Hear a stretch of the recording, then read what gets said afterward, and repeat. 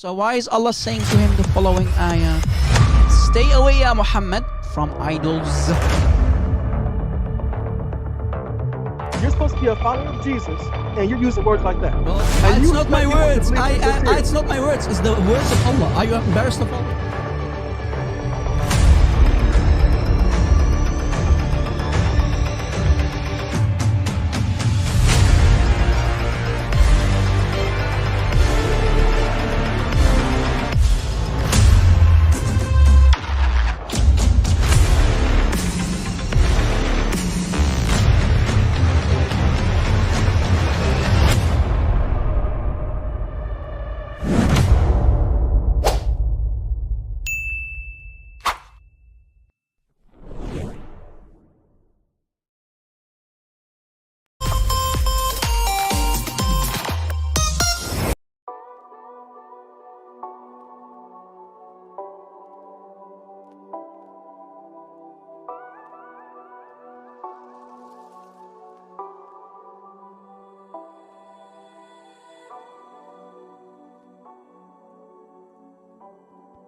Ladies and gentlemen, it's time. This is the moment that you all have been waiting for. We are live. You are listening to the live broadcast of your friendly neighbor, stream doctor and Christian apologist. The warrior for Christ and enemy of Allah and his messenger. This is your favorite YouTuber now speaking from cave. Hira. Rob Christian.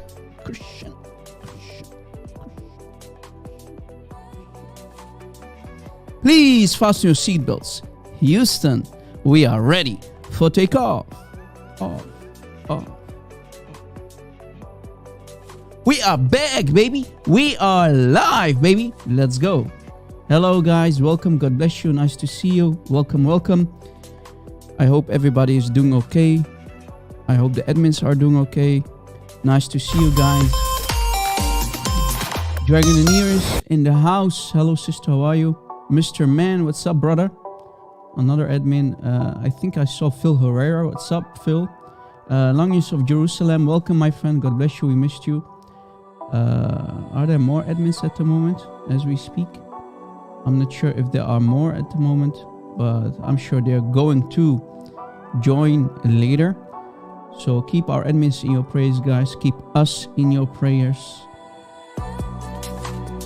We have also our regulars and maybe some new viewers here today.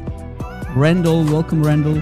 Mo was 54, Aisha was 9. That's true. Welcome, my friend. God bless you. Adonai, Mick M, John Villages, Mert. How are you, Mert? God bless you, my friend. Nice to see you again, brother. Navidas Al-Farisi. So many people already here. Princess of God, welcome, sister. God bless you. James, what's up, James? Kathleen Croc in the house. Welcome. Hendrik Pusum. Sorry if I'm butchering your name, my friend. Juliet Ibrahim. Salam wa ni'ma, salam al-Masih. Welcome. Alright, guys. I'm not going to mention all of your names. Sorry for that. We have many awesome people who are watching, our audience in the live chat. Welcome. Please invite, share the link on social media.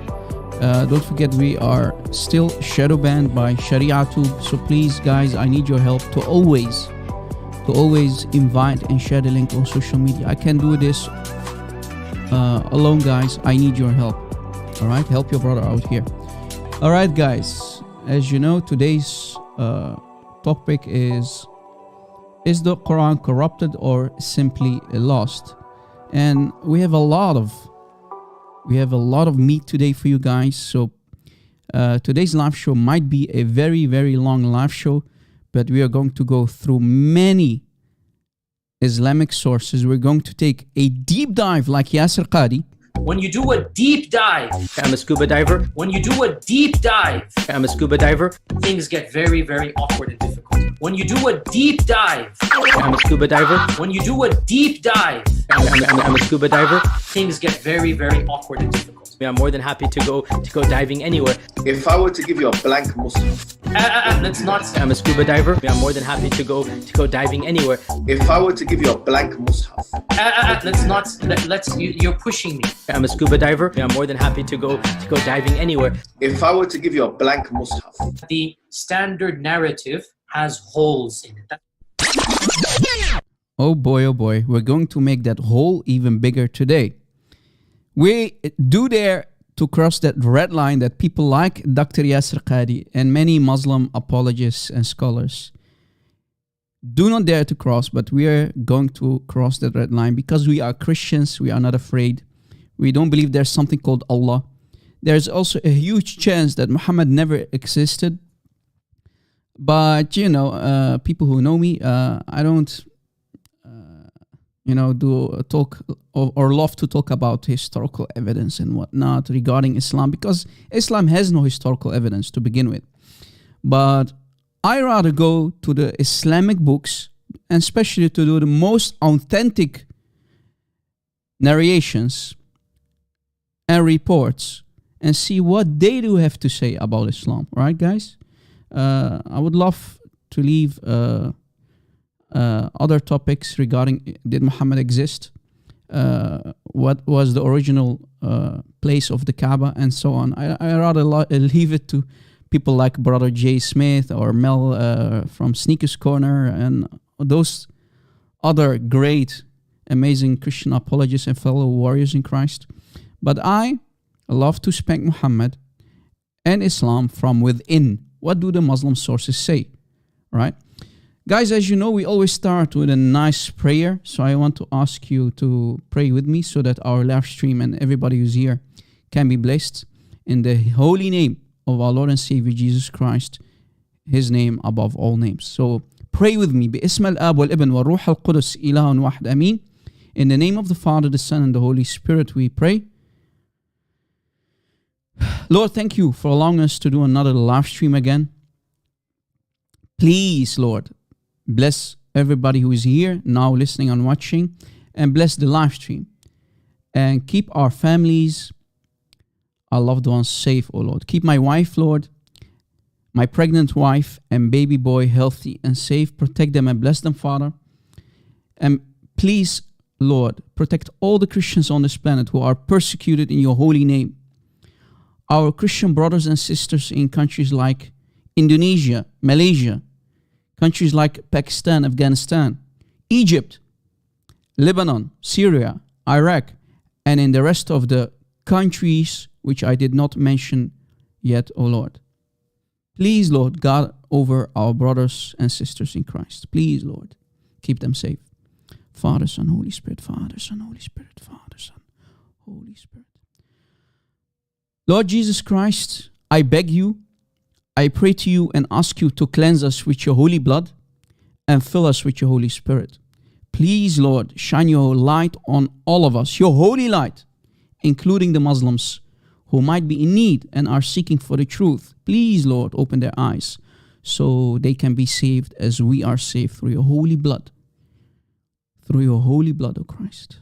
Christ, fill me with your Holy Spirit and loosen my tongue today and guide me so I can speak the truth, nothing but the truth, without any error or any shame, O Lord. And Lord, give us wisdom and courage to do whatever needs to be done. In your holy name, O Christ, we pray. Amen. Amen. Welcome everybody. God bless you. Nice to see you. Yes, you heard it correctly. We are live on air. We are live, baby. Speaking from Cave Hira. Hira. We are live. Live. Welcome everybody. Let's do this. As you see, today's topic is the Quran corrupted? Is the Quran corrupted or simply lost? Now, let me switch screens, guys, and let us start. Without any further ado, let us start.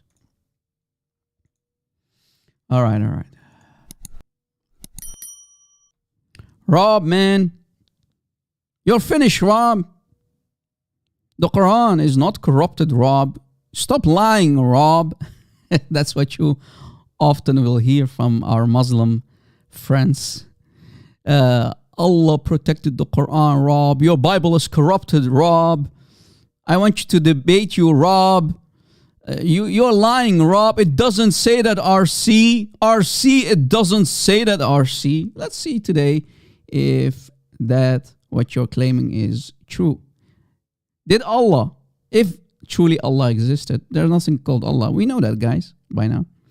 But if truly Allah existed according to the Muslims, He should have protected His Quran, as the Muslims are claiming for the last 1400 years.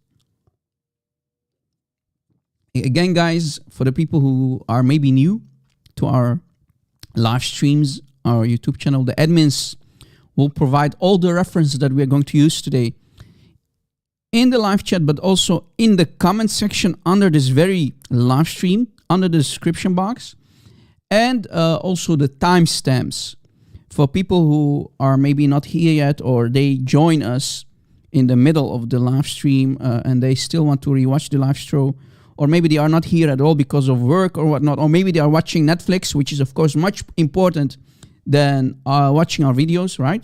Or maybe Amazon Prime, much more important, guys. You know, this is why Christians here in the West don't really care.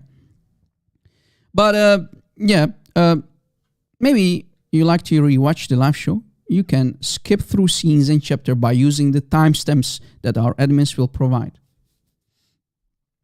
Admins, last time I had to provide the timestamps, and I was really tired, but since I saw that the admins could not do it that day, so I did it. So please, this time, if you can, guys, admins, please take care of the timestamps. Please provide timestamps. And guys, watch for Phil Herrera. He is going to also provide the references, like I said, in the comment section. Now, regarding this topic, guys, I think this topic we have spoken about many times over. But every time we talk about it, I love to bring new material on the table. So we have a lot of meat for you today, and I'm going to bring new material that I did not discuss before regarding this topic. So we have a lot of meat today, and I want you to be really focused. It's going to be a really academic live show again. But like always, guys, and I'm not trying to brag, God forbid me from bragging. But if you have noticed, all of our, or most of our live streams are all academic. I mean, what we are doing, Sister Farida is not doing, Sister Ali Drama is not doing, Mimi Hijab is not doing what we're doing. We provide everything on the screen, and we only read and ask the important questions. What are the Islamic references saying, and what does it mean? That's it. I'm only reading, and I ask the right questions. And Muslims call me a hater because I'm only reading. Imagine. Now, guys, let me open Skype. Maybe we're going to be lucky and a Muslim will call me about Islam. Let's see if there's going to be a Muslim who would dare to talk to me live on air right here, right now, regarding Islam. And I hope this person can defend his prophet and his Allah and his man-made cult live on air in front of hundreds and thousands of people. Guys, please keep inviting. I need your help, guys. I'm shadow banned.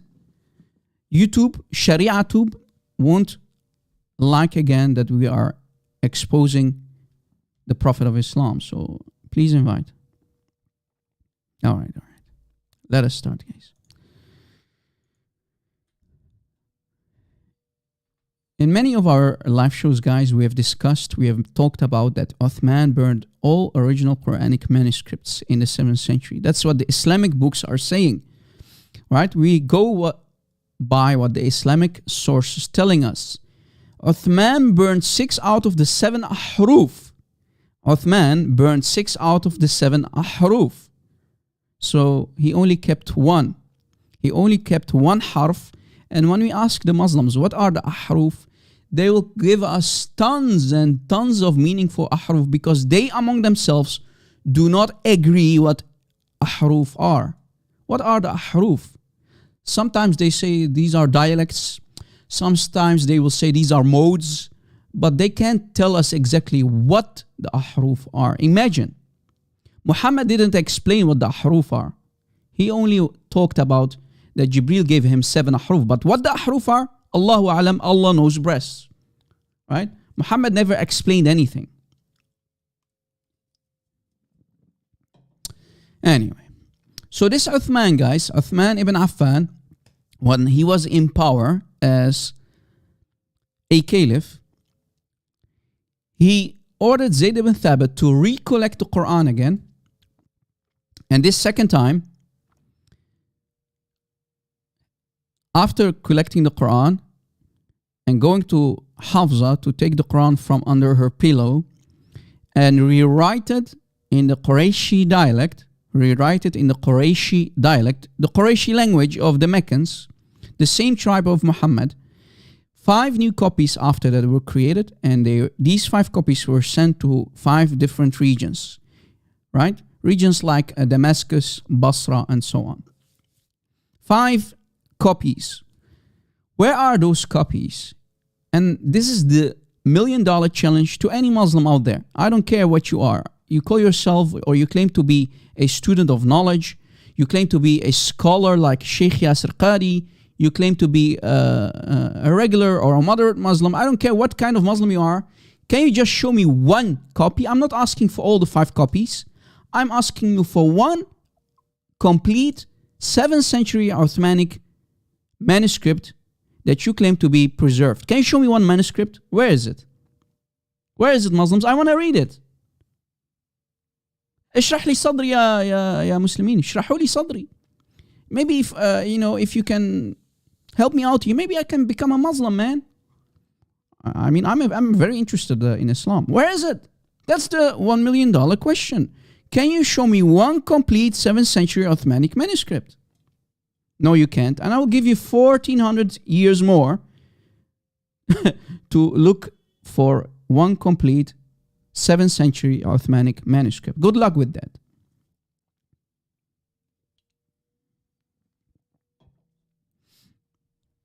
And here, Age al-Haq already gave us all the regions. Damascus, Basra, Kufa, Mecca, and Medina. I think those are the exactly, my friend, thank you. Those are the 5 different regions that Uthman sent these 5 copies to. Let me copy what this brother just said and posted again in the live chat. Again, Damascus, nowadays Syria, Basra, Kufa, Mecca, and Medina. Show us 1 copy that was sent to these 5 different cities. Can you show me 1? I'm waiting. Oh. Anyone? Any Muslim? What happened, guys? Don't they always say the Quran is preserved? What preservation? What shish kebab? What falafel? What hummus? Anybody can make a claim. I mean, I could claim that I'm the son of Santa Claus. Where's my proof? Where's my evidence? Maybe the goat of Aisha ate the Quran, brother. The goat of Aisha went inside the hearts of the Muslims, and the goat of Aisha was so powerful, even more powerful than Allah, brother. And he ate all these 5 copies. This goat, this powerful, eternal goat, uncreated goat, this goat went to all the 5 cities and ate all the 5 copies, brother. This goat traveled to Damascus, Basra, Kufa, Mecca, and Medina, and this goat ate all of the 5 copies. Right, Muslims? Right? I think they agree with us, guys. Rob Christian is a deluded boy. Rara, call me Rara. Instead of mocking me and insulting me, you see, I'm not trying to insult you back. I'm really holding back. But if the only thing you got is insulting me, calling me deluded, that means you are weak. You're a weak person. You have nothing to say.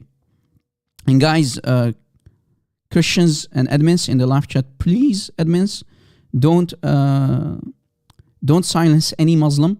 Remember, this is a topic that might trigger a lot of Muslims. So when you see them insulting, you see them mocking, that means they have nothing to say. They are only triggered. They can't refute what we say because they know what we say is true. But since they can't handle the truth, they can only mock. They can only mock and insult. So admins, go easy on them. Put yourself in their shoes.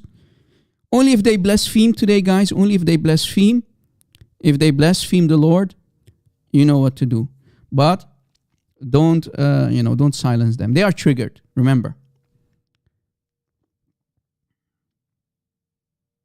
Yeah, Phil Herrera. That's all what he's got, right? That's all what he's got, right?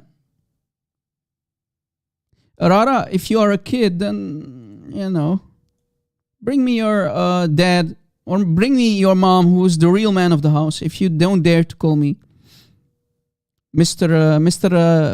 Man. You Mr. Man. If there is a man among you, call me. I think, guys, there are no real men left in this cult anymore. There are no real men left in Islam anymore. These Muslims are all girls, man. Chickens. Is there a real man who is not a chicken who would dare to call me live on air? Let us have a nice discussion, man. Muslims, we don't hate you. We just want to have a nice discussion with you. Why are you so scared of me? I'm not going to bite. Brother, Rob Christian, you're really scary, brother. I understand the Muslims. Why would they not dare to call you? You're a very, very scary dude, brother. You are a very scary dude, Rob Christian.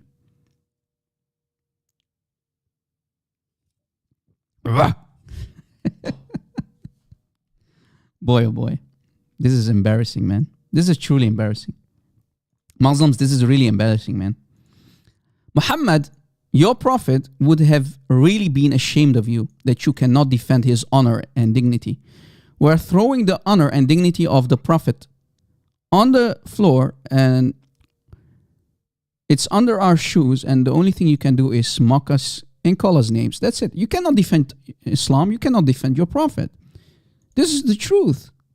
And the evidence is in front of you guys. These people cannot defend Islam because simply Islam cannot be defended nowadays. Right? Now, guys, let us continue. Here is a very, very, very damaging hadith that is reported in many books. Read with me, please. Guys, please focus. Give me a 1 that I know that you are listening. This hadith, maybe you can take a screenshot, guys, is really damaging. Look what it says here. According to the son of the second Caliph Umar ibn al-Khattab, his son, so the son of Caliph Umar ibn al-Khattab, the presented text of the Quran is incomplete since much of it has disappeared. Wow! And here's the hadith, guys, in the middle of the page. Abdullah bin Umar reportedly said, let none of you say, meaning let none of you Muslims say, I as a Muslim have got the whole of the Quran. Wow! How does he know what all of it is? Much of the Quran has gone, lost. Let him say instead, I have got what has survived of the Quran. Bam! Wow, Rob, go easy, man. You already started dropping nuclear bombs. Well, why should I not start with a nuclear bomb and end with a bang? Wow. And the references you can see on the screen, guys. You can find this report in Al-Itqan fi Ulum al-Quran, volume 2, page 25, by Jalal ad-Din al-Suyuti, the al-Suyuti, and in his book Al-Dhur Al-Manthur, volume 1, page 106. So in at least two references, this hadith is reported in 2 different books. And guys, for the people who maybe are still new to Islam, not always is a hadith mentioned by a hadith number. Sometimes you need to know the book title. You need to know the volume, because remember, Islamic books come often in multiple volumes, and you need to know the page number and the writer of the book. So this, what you see here, are the references, guys. You don't always have a hadith number like Sahih Bukhari or Sahih Muslim and so on. Maybe you want to take a screenshot and use this in your debates, guys. This hadith is really, really damaging. So not one Muslim should dare to say, I have the whole entire Quran. Much of the Quran is lost. Just say, without lying, just say, I have got what has survived of the Quran. Guys, imagine how many chapters, how many ayahs are missing. Just imagine how many chapters of the Quran and how many ayahs are missing. Remember another report by Ubbay ibn Kaab. He said that chapter 33 of the Quran, guys.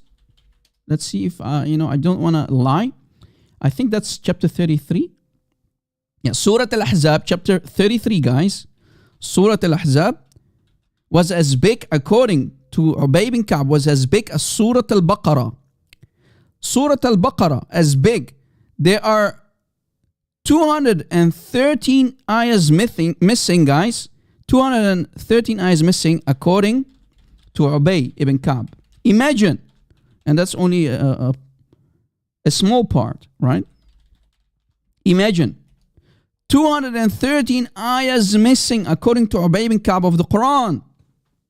So, Muslims, do you understand why you should never ever claim that you have the whole Quran? Where are those ayahs? And which ayah of the Quran abrogated all of these ayahs, ya Muslimin, if you're going to dare to talk about abrogation? Which ayah abrogated, for example, those 213 ayahs that got missing, according to the Ubbay ibn Ka'b?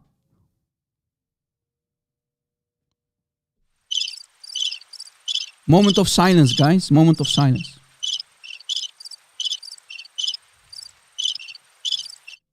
I understand you, man. I truly understand you, Muslims. There was a guy who said to me, I'm going to call you. There's a guy who said, I'm going to call you. I'm still waiting for him to call me. He said, I'm going to call you. I want to debate you. I'm waiting. My Skype is open, brother. Look, my Skype is open. You can call me. What is holding you back? I mean, you see, guys, they always make claims. Let's see if they're going to back up their claims. Now, guys, maybe some people have asked themselves, what is exactly that golden chain? Again, what is that golden chain? What is that golden narration? The 24-karat golden chain. What is this chain that Muslims talk about regarding the golden chain of narration for the Quran, right? The golden chain.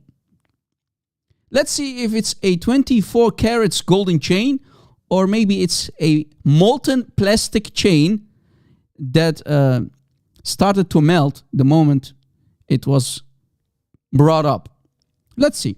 Guys, what you see here on the screen, maybe you want to take a screenshot because it's really hard to find if you don't have a physical book, right? You won't find it easily if you don't have a physical Quran in your hands, or maybe in your bookshelf, or maybe you never brought a Hafs Quran. This is one of the front pages. Again, this is one of the front pages of the Hafs recitation. The Hafs recitation, the number one most popular recitation of the Quran that you see here in front of you. And you see the chain is here in the text. Guys, from now on, it's going to be really academic. From now on, it's going to be really academic, guys. So I want you to be focused at all times. You see here that it says that it's the recitation of Hafs here. Guys, this word here, this name here is Hafs. Hafs.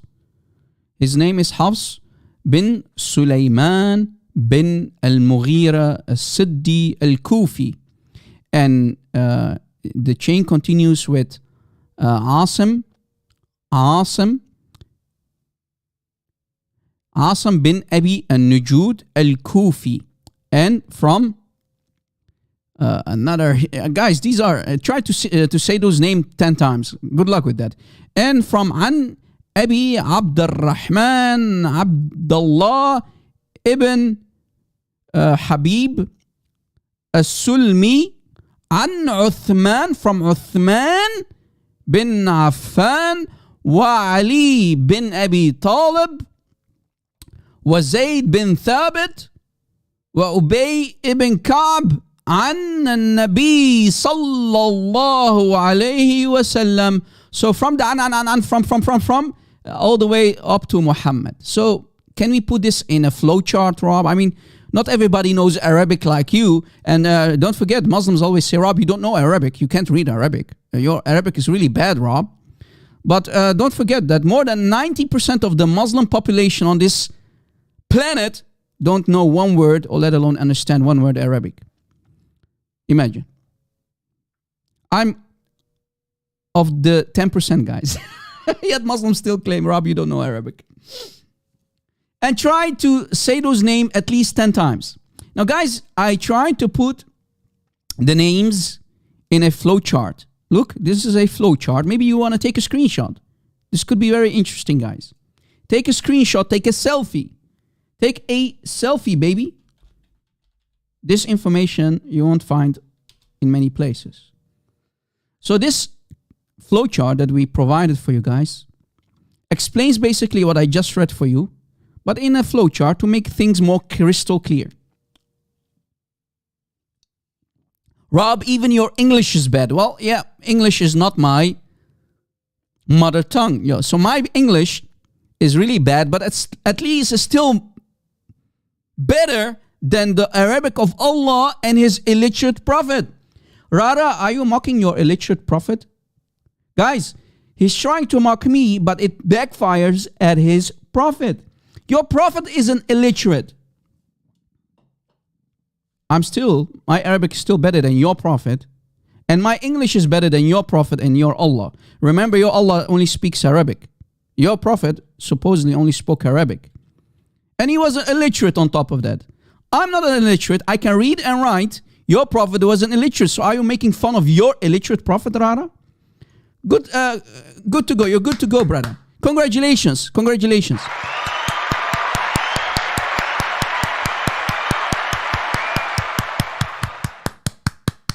It ended. Rara, congratulations. You just exposed your own prophet, calling him an illiterate. Congratulations. Again, my bad English is better than the Arabic of Allah in His Quran, because the Quran contains at least 2,500 spelling mistakes, and I'm not talking about the grammar mistakes, the grammatical mistakes. Rara, if you want me to show you the grammatical mistakes and the spelling mistakes in your Quran, I challenge you to call me and let us go through some examples. I'll provide them on the screen, and maybe you can convince me that those are not mistakes. You want to go there? Really?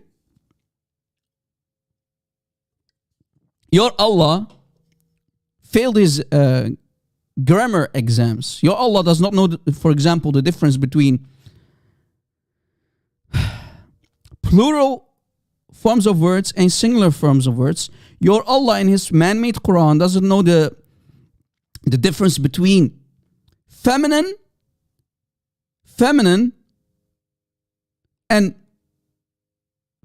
and male forms of words. Did you know that? I'm sure you knew that. Rara, the only idiot is you and the one who put you on this planet. Honest to God, I think your mother, your idiotic mother, she, that day the floor was really slippery, and I think she dropped you on your head. This is the only thing that truly happened, what was magnificent in your life. So she dropped you on your head, And the only thing you can do is call me an idiot, call me names. I'm still allowing you to be here. Imagine, guys. This person is calling me all kind of names. And he's showing us how weak he is and how weak his cult is, that he can only mock and insult. He can't do anything more.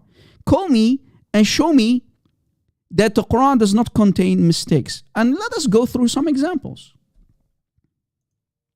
I didn't want to do that, guys, today, but let me show this idiot here who calls me an idiot that his Allah does not know the difference between male and female, and he can't even spell certain basic words correctly. Let me show him an example, because this idiot has no idea what we are talking about.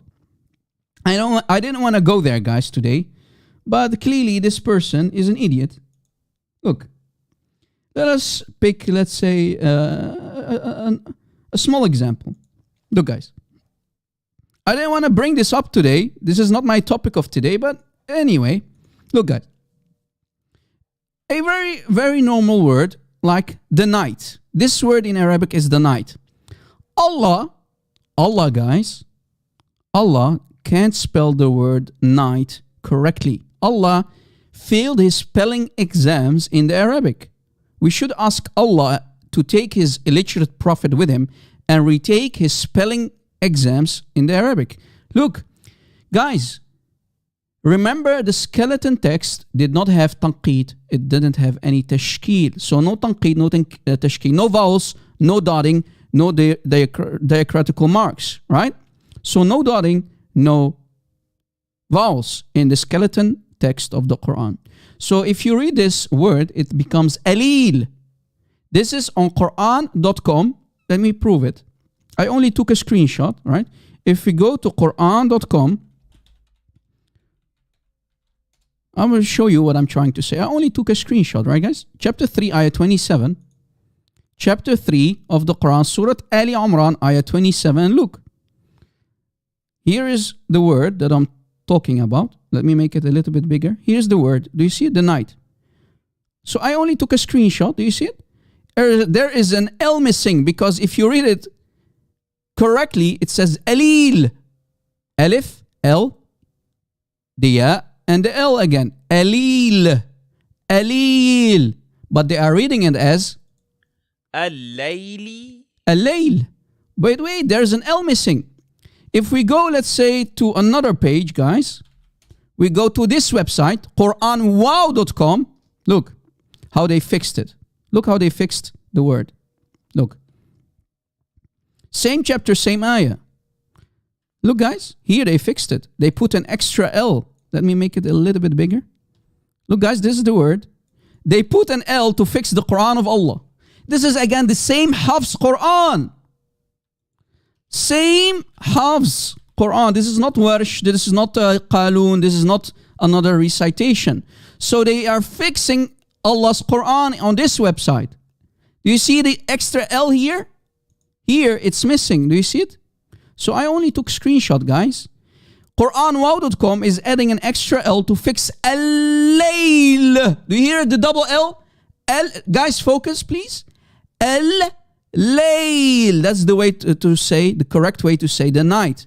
But Quran.com, if you have a Quran at your house, probably you will see in chapter 3, ayah 27, Allah writing it like this, or the right of the Quran writing it like this. So which one is correct? Of course, this one is correct, and Allah, we need to ask Allah to go back to school and fix his mistakes in the Quran. Take a screenshot, guys.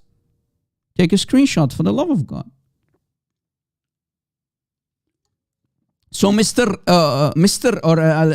we should say, Mrs. Zarara, you're making fun of me, but your Allah is an illiterate. Your Allah, not only your prophet, but also your Allah is an illiterate. Your Allah is an illiterate. Your Allah fails his Arabic spelling exams. We should ask Allah to go back to school, to go back to the madrasa and learn how to write correct basic words like the word the night. You asked for it, man. I didn't want to go there today. But you are asking for it, and you are forcing me to spank your Allah and spank your illiterate prophet. Congratulations again.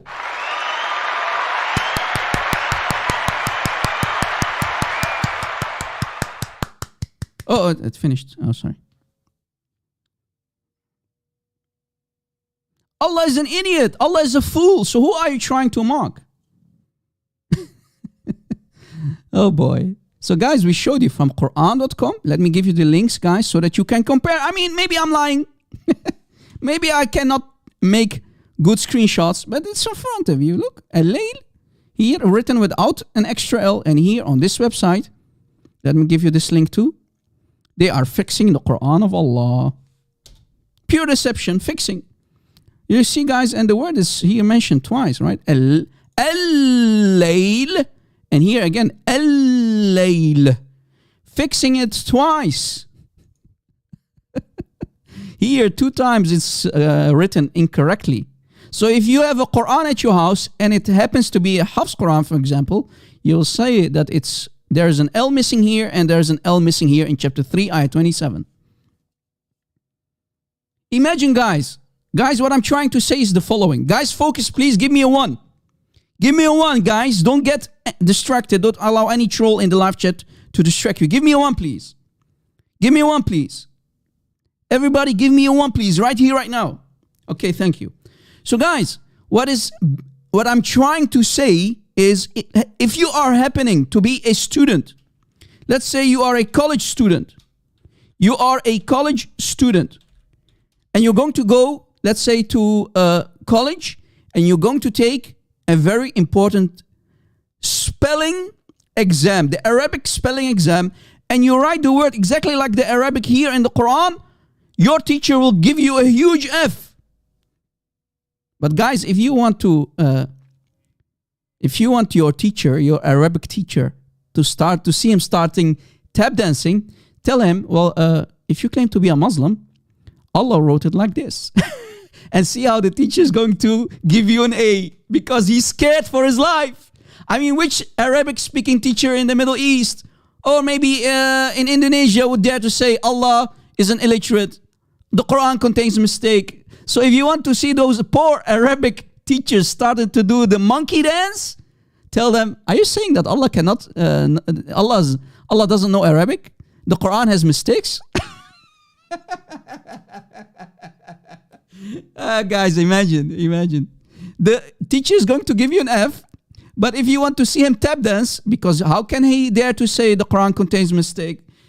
Tell him, are you trying to say that the Quran contains mistake? And see how his face is going to become black. Not only red, but black.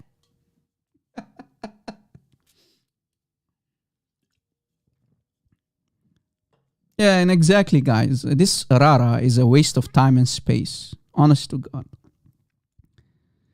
Is there any Muhammadan? Where's the guy who promised me to call? Where is this guy? He said, I'm going to call. And it was like 52 minutes ago. 52 minutes ago, he said, I'm going to call you. He disappeared in thin air. So guys, I didn't want to talk about this today, but the guy here was forcing me. So let us go back. Let us go back. So guys, let us go back. Here is the flow chart. Yeah, I was here, right, guys? This was the slide that we were talking about. I tried to put the golden chain that goes from, let's say, Allah through Jibreel to Muhammad, all the way down to Hafs. You see here, this is Hafs, Asim, and this other person, As-Sulmi, that we mentioned. And all of the people here on top, like Uthman ibn Affan, the Caliph, Ali the Caliph, Zayd ibn Thabit, the scribe, and the guy who Uthman ordered to recollect the Quran for the second time. He's supposedly in the chain, and you have Ubbay ibn Kaab. But as you see, Ibn Masud is missing. Ibn Masud is missing. But what you're seeing here, let us start on top. Zayd ibn Thabit's Quran recitation was 114 chapters. Ubbay, this is a disaster. Ubbay, who is mentioned in the chain, his Quran is 116 chapters. How can he be in the chain? How can Ubbay ibn Kaab, you already start, if you are smart, guys, and you're noticing something, how can they add Ubbay ibn Kaab in the chain while his Quran is 116 chapters, 2 extra chapters on top of Zayd's? Guys, are you seeing what I'm seeing? Please, for the love of God, take a screenshot. And what about Ibn Mas'ud? They didn't even care to mention him. Ibn Mas'ud's Quran was 111 chapters. So which one is the Quran? And why are you adding Ubbay ibn Kaab? His Quran is different than Zayd. Bye, Rara. See you in another lifetime. You cannot handle the truth, boy. Bye, bye. Bye. What a kid, man. Waste of time and space. Bye, bye. Go cry somewhere else. Cry me a river. Ooh, cry me a river. By the way, when you're going to close that door, don't let it hit you in the back, Rara. Bye-bye. See you. All right, guys. Back again. And guys, it continues here, as you see, with Asim and Hafs. But there are more disasters. People who study this topic, they know, like I know, that Asim cannot be trusted. Why? None of his hadith, any Muslim took it, all of his hadith are rejected. Imagine, guys, all of his reports and hadiths are rejected. Basically, he's a liar. On top of that, he was blind. Guys, Asim was blind. He was demented. He could not memorize good. He was demented. And imagine, guys, he's one of the people in the chain. And he's one of the last people in the chain. Demented, blind. He could not memorize, and all of his hadith are rejected. Wow! That's awesome for you. And if we continue to the last person, Hafs. Hafs. What about Hafs, Rob? Hafs was a liar. He was a thief because he used to borrow books of people who wrote books, saying that he wrote those books and he did not return them back. He didn't return those books back to their original owners. He was a thief. He was a liar. All of his hadith are rejected. A thief, a liar, not to be trusted. How do you put your salvation, your soul on the line? Well, the golden chain turns out to be, the golden chain of the Quran turns out to be a plastic chain that is now melting in our hands. How dare you to claim this is a golden chain? What golden chain? What shish kebab? What falafel? What hummus? Imagine, none of the last two people, none of their hadiths are accepted. The guy in front of him, Asim, he was demented. He was suffering from dementia. He could not memorize. And all of his hadith are rejected. Wow. Yes, still they claim, guys. Yet still they claim that he's one of the most trusted people when it comes to the recitation of the Quran. And they are putting him in the chain in front of the last guy, Hafs. And as we said, Hafs is a liar, a thief, not to be trusted, and all of his hadith are rejected. How can you put your soul on the line on these people who are liars and deceivers? And on top of that, guys, the Ibn Mas'ud, do you know what he said about the Zayd's Quran? Because this is the Quran of Zayd, basically, right? Because Uthman ordered Zayd to recollect the Quran, basically. That's what they said. And Muslims claim that this is the Quran of Zayd. But wait, do you know what Ibn Mas'ud said about Zayd's copy? He said, it's deception. He called it a deception. The Ibn Mas'ud said that the copy of Zayd is a deception, pure deception. This is not me saying it. This is what the Islamic sources are saying it. And these are authentic reports. And we didn't talk about Warsh. Today, guys, I'm talking about Hafs. I didn't talk about Qalun and the many differences and variants between all these readings, between all these. What is it these days, guys? How many different Qurans do we have? Can you tell me the number? Last time I checked, it was 37 different Quranic versions. Is the number still going up, guys? I don't know. I didn't check lately. But last time it was 37. I think it's now close to 41 or something. I don't know. Allahu alam. Allah knows best. So, guys, I try to make it crystal clear for you, and I try to show you the mistakes in this golden chain, supposedly. The disasters that Muslims don't dare to talk about. Now, guys, let us continue. Do we have any Muslim?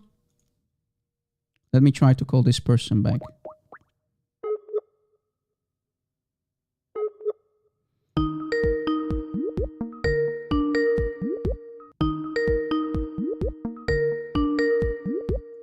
Pick up, man.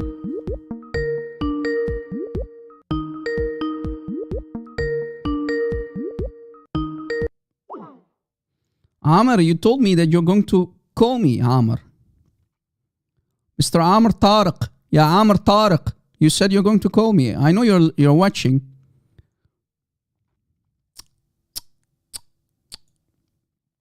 Oh boy. Any Muhammadan, any black stone kissing Muhammadan who wants to have a conversation with me? Before we continue.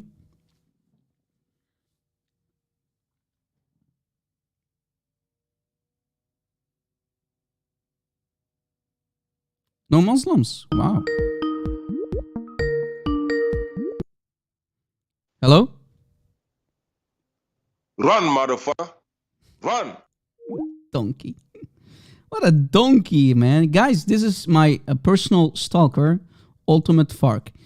Ultimate Fark, who has the same filthy language as his prophet, using the F word. You see it? Filthy savages, man. Filthy savages, man. Hey, you guys, you want to allow me to allow such people to speak? Filthy mouth like his prophet. Guys, this guy, I kid you not, he has more than 99 accounts on Skype. He has more than 99 accounts, more names than his own Allah. Because remember, 26 of those names in the Quran are missing. He has more names than Allah himself. Muslims claim Allah has 99 names, yet at least 26 are missing. But this ultimate fart, who is using foul language like his prophet, he has more names than Allah. Anyway, let us continue, guys. This hadith that you see here on the screen, guys, and I will provide the translation. This hadith is a nuclear bomb that I never showed before. For the last 15 years, guys, that I'm doing this, and I keep saying 15 years for the last 4 or 5 years, but this hadith, this is the first time, this is a premiere that I'm showing you this hadith. I didn't know that this hadith existed. When I found it, I was shocked. So this is the first time, guys, first time ever that I'm presenting you this hadith. This hadith, guys, and I provided the reference here underneath. Look, the reference is in Fath al-Bari, basically the tafsir on Sahih Bukhari by the Ibn Hajar al-Asqalani, a giant, an expert on Sahih Bukhari, right? The Ibn Hajar. In volume 13 of this book, Fath al-Bari, page 437. That's the reference, guys. Again, I have no hadith number because not all hadiths have numbers. Not all hadiths come with numbers. So you need the whole reference that you see on the screen, That's the reference, okay? Reference Fath al-Bari, again Fath al-Bari, by the Ibn Hajar al-Asqalani, volume 13, page 437. And here's the hadith on top. And as you see, the grading is Hasan, means good.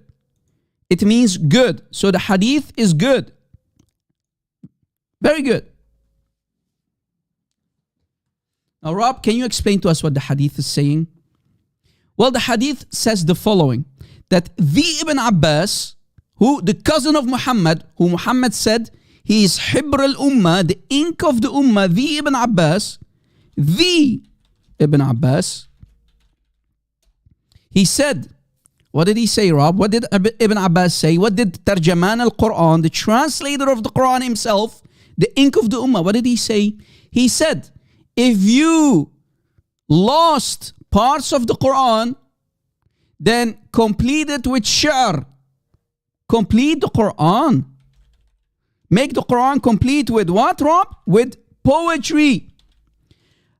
Ibn Abbas says here in the Arabic, complete the Quran with poetry if you lost parts of it. What? Rob, can you give us a translation, please, for the love of God? Yes, here's my personal translation of this hadith. Ibn Abbas said, if parts of the Quran are lost, they are missing, they are lost, then complete the Quran with poetry. Wow!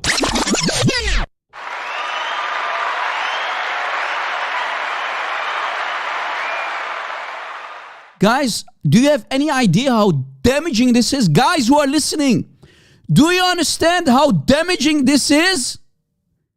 We showed you that the son of Umar himself said that not one Muslim should dare to say that he has the whole Quran. On top of that, Ibn Abbas said, if parts of the Quran are lost, if surahs and ayahs are lost, then complete the Quran with your own poetry. Bam! So this is the standard in the narrative, Rob? This is the holes in the standard narrative? So Rob, when you said in the beginning of today's live show that we're going to cross that red line that Muslims do not dare to cross, that means you are putting even bigger holes in the hole of the standard narrative. Yes, exactly. How can Ibn Abbas, who Muhammad said this is the ink of the Ummah, go to him if you want to learn about the Quran, go to him.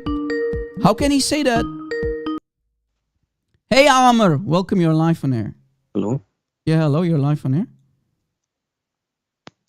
Hello? Yeah, hello. I can hear you, you're live on air. Go ahead. Okay, I just want to say that the hadith which you say it is in Fath al-Bari. There is no hadith shows that. According to you? Do you have the book? Do you have the book, please? Yeah. Do you have the book? Show me. Yeah. Okay. Okay. You have the book? Go to volume 13. You know what? I want you see, you have the option in Skype to share your screen. So share your screen.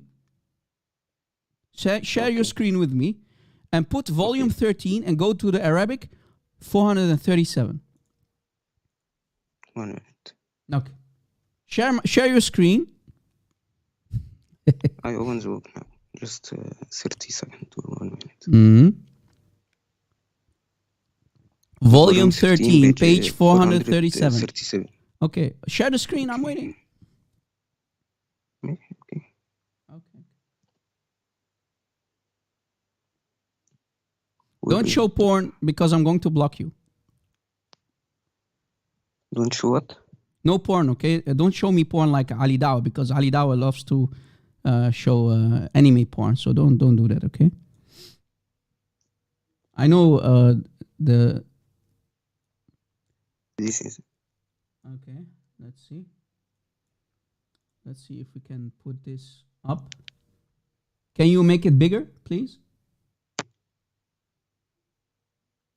I can. This is. You can take a screenshot and make it bigger by yourself. Because I can't. The mobile can't.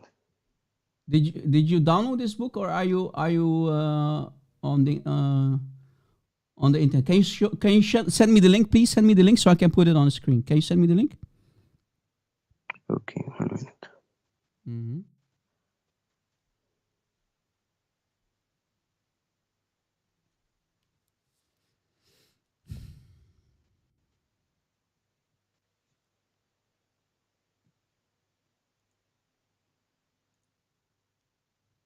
How can I send? You can send me the link, right? So I can put it on the screen. Too faster, because I don't believe anything you Muslims say. Where I can send? No, you can send me a message. Send me the link in the message. Okay, yeah, I understand. Okay. What's your name? Is your name? What was your name again? My name is Amar. Amar. Okay. This is. You have to open volume 13, page 437. Let's see. Challenge you that you can find this thing. Okay, this is Fath al-Bari. Let's see. You send me the link. Let's see if we can download it. Okay, downloading. Let's see. What? Okay, I'm downloading the book.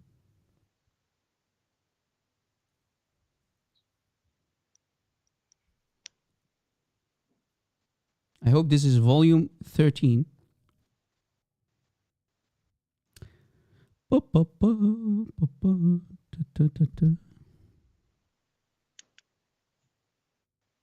Did you find? I'm trying. I'm waiting for it to download. Take your time. I'm taking my time.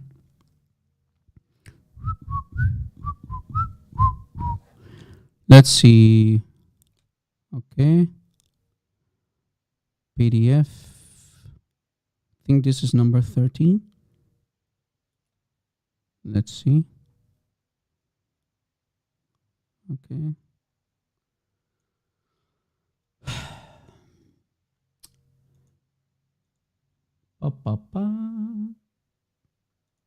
Okay. Ibn Hajar al-Asqalani, volume 13, Fath al-Bari. Okay. Okay. I hope this is the correct one. This is the most famous site that give us the book, like Fath al-Bari and the Islamic book. Yeah. Sometimes you know that depends on the publishing company, right? Sometimes when you download books, they don't always have the same page numbers and whatnot. You know that, right? You know that, right? Hello? Amar. I lost you for a moment. This is Fath al-Bari. Okay. This is volume 13. Let's see if it... Sometimes, guys, like I said, depends on the publishing companies. Sometimes if you go to a specific page, it's not always corresponding with the references that we find online, for example, right? I have that problem often when I download a book and I fast check it. It doesn't always go hand in hand, right? 437, okay. Okay, where's which part is it? Because it's very long, you see. Where is the hadith that where should I start reading? According to you? Hello? What happened to Amar? Hello?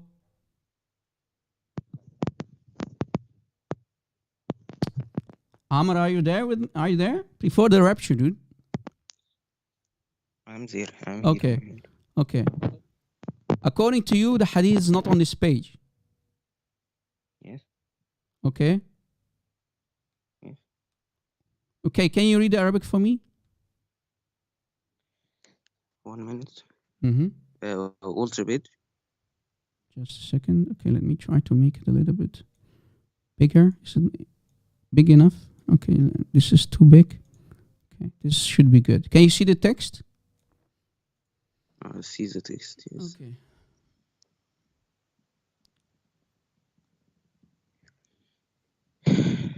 The hadith isn't in this page. This hadith doesn't exist. And Who this told is you? an Wait, who hadith. told you that Hadith doesn't exist? Which person told you that doesn't exist? According to who? According to who? The page or the hadith does not exist. According to who?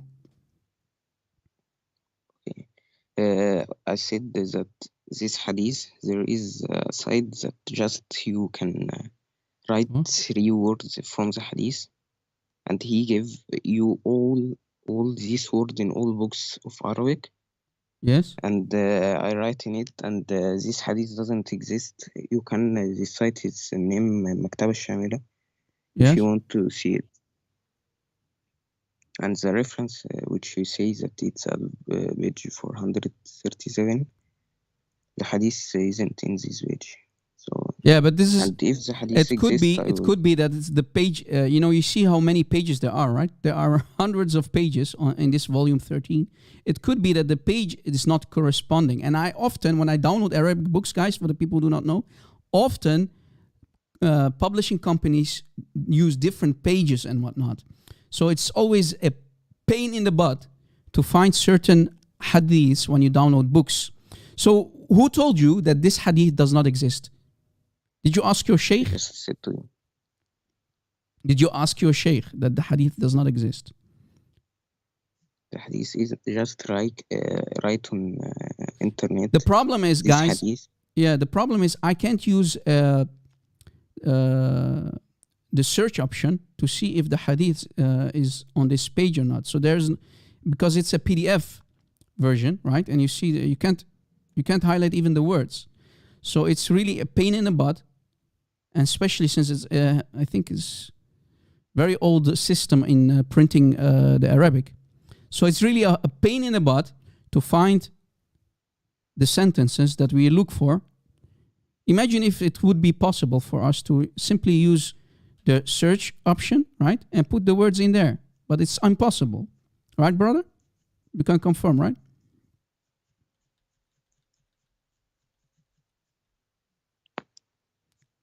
so can you give us a reference after that? So you don't Just a until now second. you- I hope I can find something online. Because I took it from online. I didn't fabricate it. You see, this Look, is I not will my share own. screen now. See my screen now. I share it now. So No. this site which here it says search in all books. I write the text of the Yeah, now hadith it's working. Yeah. which you shared. Mhm. So I will right now search. I will click search, and if the hadith exists, he will tell us the books that mention this hadith. Now let's see. Mhm. This is all the things. Nothing of the hadith here exists. He just give us one word and he doesn't mention the hadith. And you can see now. I think you are Arabic and you can understand. Yeah, but who said that the hadith is on this website to begin with? Maybe this website doesn't have the hadith. Could be correct, right?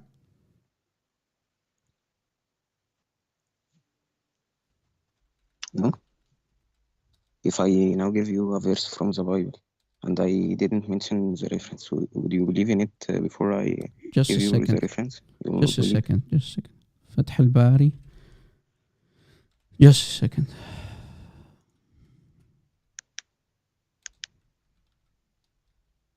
Just a second. I'll see if I can find it online because I don't trust anything you guys try to show me. I'll always try to fast check things. Let's see.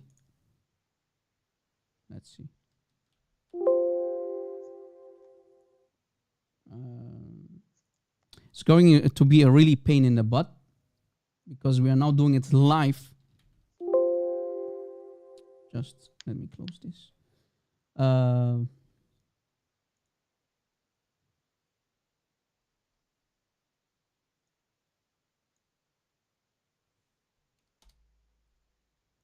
Let's see.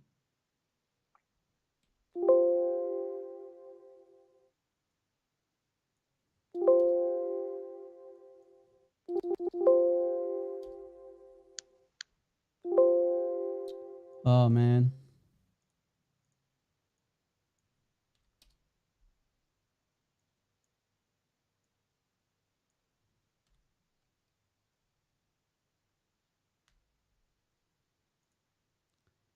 Yeah, I'm trying to find a website online version. Just a second. Give me a second, okay? 13, 37.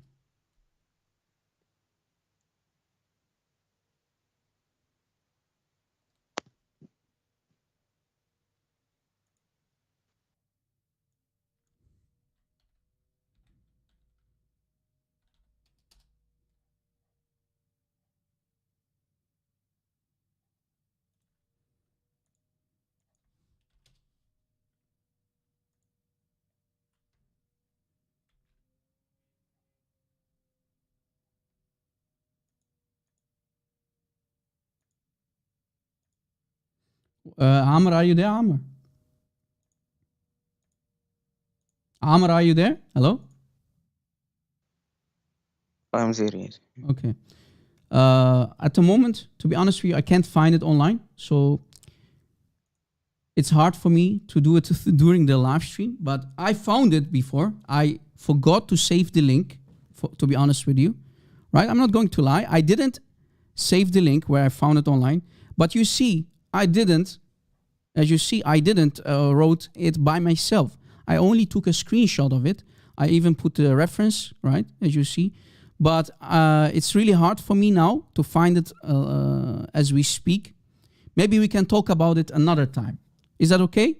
We can come back later. Okay. Let's skip this hadith because it's of no use if we can't give a link or, let us skip this hadith for now, if you don't mind. You said earlier you wanted to debate me. What was your, what do you want to debate me about? Before you Anything. wanted to call. What did you want to debate about? How can you prove that Muhammad is a true prophet? How can you prove that Islam is the truth? Go ahead. No? Yeah, I hear you. Go ahead. I think that I told you, but not now. Okay, but if I speak, I will use the Bible. You said to me, don't use the Bible. Okay, someone sent me a message. Just a second. My brother Jai, he sent me a message. Look. So wait. You see, guys, when I say something, when I say I don't get it from my own, I didn't fabricate the hadith like your prophet who always fabricated ayahs. Here is the hadith in front of you, my friend. You said it didn't exist. Well, it does exist. You said you can... Brother Jai, thank you for helping me out here. The hadith does exist, and let me send you the link, and it's on the screen. You see, guys, when I say something, Kenzo, one of the Muslims in the live chat, said, Rob, you're lying. Well, here, we are not lying. Can you read the hadith, brother? It's in front of you. What does it say? Al-Masdar, Fath al-Bari, li Ibn Hajar, right? It's from Ibn Hajar in Fath al-Bari. Do you see it? And here is the reference, volume 13, page 437. And the isnad is what? Hasan, meaning good. The grade is good. You doesn't mixing, the reference is wrong. What? Even you get from Islamic Fath al-Bari. Brother, this is durar.net, one of the Sunni Islamic websites. Read it. Translate, please. You said it does not exist. Read it. You know Arabic, right? And Jai, brother Jai, in the live chat, brother, thank you for sending me the link. Because you see, when we say something, you guys, last time, like I said, I forgot to save the link. My mistake. But you see, the hadith does exist. And here's the reference. Again, here's the reference. Can you give me the reference? I send you the link. I send you the link. Okay, let me give the link to our audience too. Let me use tiny. This site, when it mentions hadith, it says, for example, Bukhari, mentions the number of hadith, and this I sent you the link, man. I sent you the link. Here's the tiny URL for the people also, so that you can open it on your side. You can use Google Translate. Just right click and you can translate. Okay? Read the hadith, man. Don't waste my time. You said it does not exist. Well, it does exist. Read it. What does it say here? It doesn't exist. Okay, I will read. Read it. Says Read and translate, please, because my Arabic is really bad. Read it. Shall I read it in Arabic? Read the Arabic and translate. And don't lie, because I know Arabic. Okay, stop. What does it mean? So Ibn Abbas said what? The Ibn Abbas, the cousin of Muhammad, said what? From son of Ibn Abbas. If Speak louder, please. Don't talk like a girl, man. Don't talk like a girl. Translate what the Arabic says here, highlighted words. What does it say?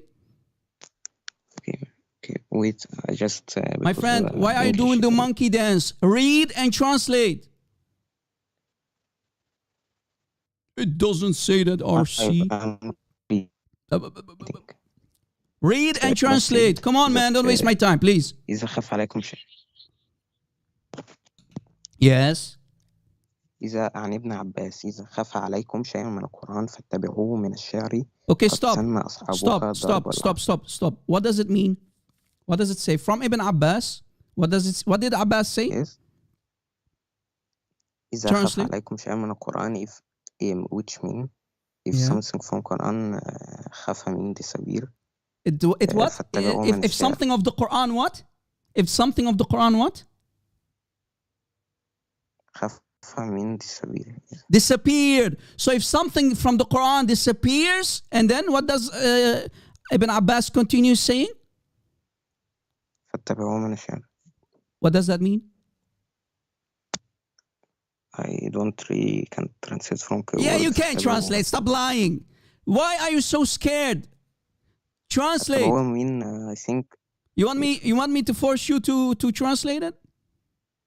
Continued, I think, by sharing. So if there are parts missing of the Quran, complete the Quran with poetry. Can you give me the reference of this hadith? So did I lie? Did I lie? Yes. Where is the reference of hadith? Where is the reference of hadith? Fath al-Bari, volume 13, page 437, still doesn't mention the hadith. Maybe this is waste of time. It doesn't exist. Why are you wasting my time? We gave you the link. We gave everybody the link. So it does exist. Again, Ibn Abbas said, if parts of the Quran are lost, then complete it with poetry. And again, Brother Jai, thank you for helping us, because during a live stream it's sometimes hard to find references, especially if it's in Arabic. But my mistake is, and I'm going to admit my mistake was that I forgot to save the link, because I did found it earlier. And this is the first time that we are sharing this hadith with everybody. This is a premiere. And Brother Jai, thank you for being here, brother. Thank you for helping me out. So the hadith does exist. He said it doesn't exist. When he called me, he tried to say that I'm a liar. Turns out it does exist. Here's the link again, guys. Here's the link again. Save it, bookmark it. Do you see? And where's that Kenzo calling me a liar? Kenzo. Amar, listen, Amar. I respect you as a human being, a brother in humanity. You said it did not exist. I gave you the link. I put it on a screen. Again, here it is in front of you. Right? So what I did was copying and pasting. Did I lie? Did I lie? Yes. How did I lie? You said yes, okay. I just sent it to you and I gave it to everybody. It's on the screen. Yes, read it again. Is this durar.net or not? Is this durar.net or not? Official Sunni Islamic website, yes or no? Yes, but it gave us wrong reference. No, it did not give wrong reference, because like I said, often publishing companies don't correspond with the same references. This hadith, Sometimes when you download a book, I shared the sometimes screen and you won't find the correct page. The numbers sometimes conflict, right? You know that, right? Okay, is this hadith I said to you there is Okay, here is the reference. By Ibn Hajar al-Asqalani في فتح الباري لابن حجر. المصدر meaning the source. فتح الباري لابن حجر. So فتح الباري by Ibn Hajar al-Asqalani, and it's a Hasan hadith. A good hadith. Hasan means good. So the chain of narration is good. And I force you to read it. Read it again. Why are you tap dancing? What? Why are you tap dancing? Did I ask you to do belly dancing for me? No. Can you listen for me? You just talk and do it. This hadith which you says and Durar.com, it says it is in Fath al-Bari volume 13 page 437 and we opened and you opened. Yeah, but like I said, the book. Listen, the book that you gave me the link to doesn't always correspond with the right pages. So I because I just downloaded the book, in my offline time, I need to fast check the book, and if I find the page, I will on my next live show. I promise you. You have my Skype, right? I promise you. I downloaded the book. I'm going to read the pages, and I will see if I find it on the downloaded file. If I find it at next live show, after me doing my research and go through the whole PDF, because it's hundreds and hundreds of pages, so I need to look through an entire book. When I find it, I'm going to show it. But here, we at least found the link, online link. So does it exist? Yes, it does exist. We don't know is this hadith exist or not, and we don't know this hadith is Sahih. Waste of time, man. We don't know if it exists. Well, it truly exists. According to the Islamic website, it does exist. And word for word, it's on the screen. An Ibn Abbas. Don't waste my time, man. An Ibn Abbas. Right? From Ibn Abbas. If parts of the Quran, if words of the Quran are missing, then complete the Quran with your own poetry. Did I say that? Of course not. Ibn Abbas said, if parts of the Quran are lost, then complete the Quran with poetry. Notice, Ibn Abbas commands the Sahaba to add to the Quran as they please from their own words, i.e. poetry. So everybody can play with the Quran as he pleases. Don't call me, man. Waste of time. Call me another time when on my next live show. Guys, again, I promise everybody, I download the book. I'm going to go through the pages. No, you're forcing me to read the Arabic in the downloaded book because I don't think the pages are corresponding well. So I need to go through the entire book in the Arabic. I have some homework to do. And if I find the page, I will take screenshots and I'm going to show it on the next live show. But at least we just showed you that it does exist. And we gave you the link. All right? Maybe the link, from the link that I downloaded the book from, I think it does not correspondence, right, with the online version. But the hadith, as you see, it does exist, right? It does exist. Guys, let us copy this part and put it in Google Translate. Let's see what Google has to say.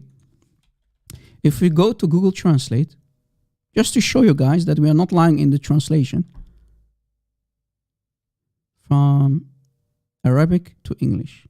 On the authority of Ibn Abbas, if something from the Quran, it says here hidden, no, it's not hidden, it means missing.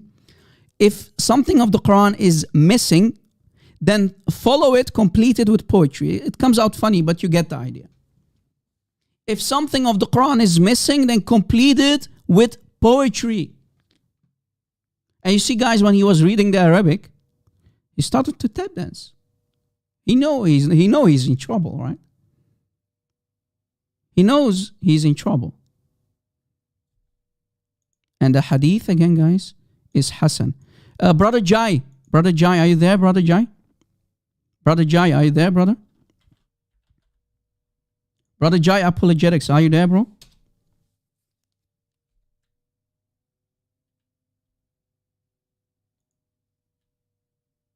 Is Jai still with us? Is Jai still listening? Brother, are you there, bro? Can you please call me? Can you call me? I want you to call me. All right.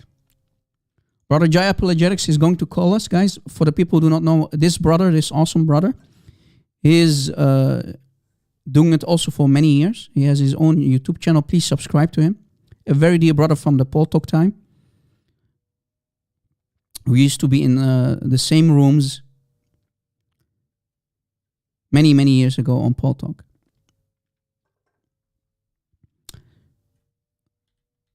If this brother can call me, it would be awesome. And maybe we can talk about this hadith. Brother, it doesn't, you heard him right, guys? It says it does not exist. Oh boy. It truly does exist.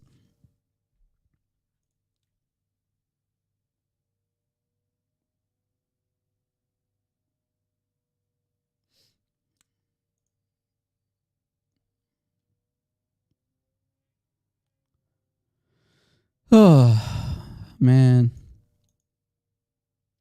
Oh, man. Oh, man. Again, the translation, guys. Ibn Abbas said, if parts of the Quran are lost, then complete it with poetry. How can Ibn Abbas say that? Didn't Muhammad say, Ibn Abbas is Hibr al-Ummah, the ink of the Ummah? How can Ibn Abbas command his fellow Sahaba, right, the other companions, to simply add to the Quran from their own poetry? Are you saying that Muhammad didn't get divine revelation from Allah, that Ibn Abbas one day he would command his fellow companions to play with the Quran and to corrupt the Quran? And remember, Ubbay bin Kaab said that in Surah Al-Ahzab there are 213 ayahs missing. So since these ayahs are missing, clearly Muslims started to add to the Quran with poetry. Now I understand why the Quran is full with poetry. And Muslims call it a miracle. It's the eloquence of the Quran, brother. The Quran is nothing but a beautiful poetry book. Now I understand why it's basically a rap book. Right? Jai, please call me brother when you can. All right. Here's more. Narrated Masruq in Sahih Bukhari, hadith number 4999. Narrated Masruq in Sahih Bukhari, hadith number 4999. Let me give you the link, guys. It says here, Abdullah bin Amr mentioned Abdullah ibn Masud and said, I shall ever love that man. Who? The Abdullah ibn Masud, one of the four people. Watch. For I heard Muhammad, the Prophet, saying, take the Quran, learn the Quran, take the Quran from four. Who are they? Abdullah ibn Masud, Salim, Mu'ad, and Ubbay ibn Kaab. Four. This is a very famous hadith, guys, that we often use. Jai is unable to call. Oh, okay, I understand. Maybe he's in the middle of something. Okay, Brother Jai, no problem. No problem. But thank you again, Brother Jai, for helping us out. Because, you see, guys, it's sometimes difficult to find links during a live show. This is why it was, again, I confirm that I made a mistake, that I did not save the link before taking the words and putting it in a slide. I simply forgot, guys. I simply forgot to save the link. This is why I could not provide the reference, the online reference, right? So pray for my shortcomings, guys. I'm a sinner.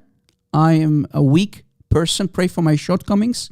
But thank you for your support, brothers and sisters, who are always doing an amazing job in the background. The admins, Jai, thank you so much, brother. Right? And as I promised, I downloaded the book, and I will download more other versions of Fath al-Bari, by the Ibn Hajar Asqalani to compare. And I'm sure that I'm going to find the hadith. I'm going to find the same hadith in the physical book, right? And I thank our Lord and Savior Jesus Christ for the internet, because we can download all these books for free in PDF forms to expose this evil cult. Muhammad said, take from Ibn Mas'ud, and he started with him. Who? The Ibn Mas'ud. Here's more damaging stuff, guys.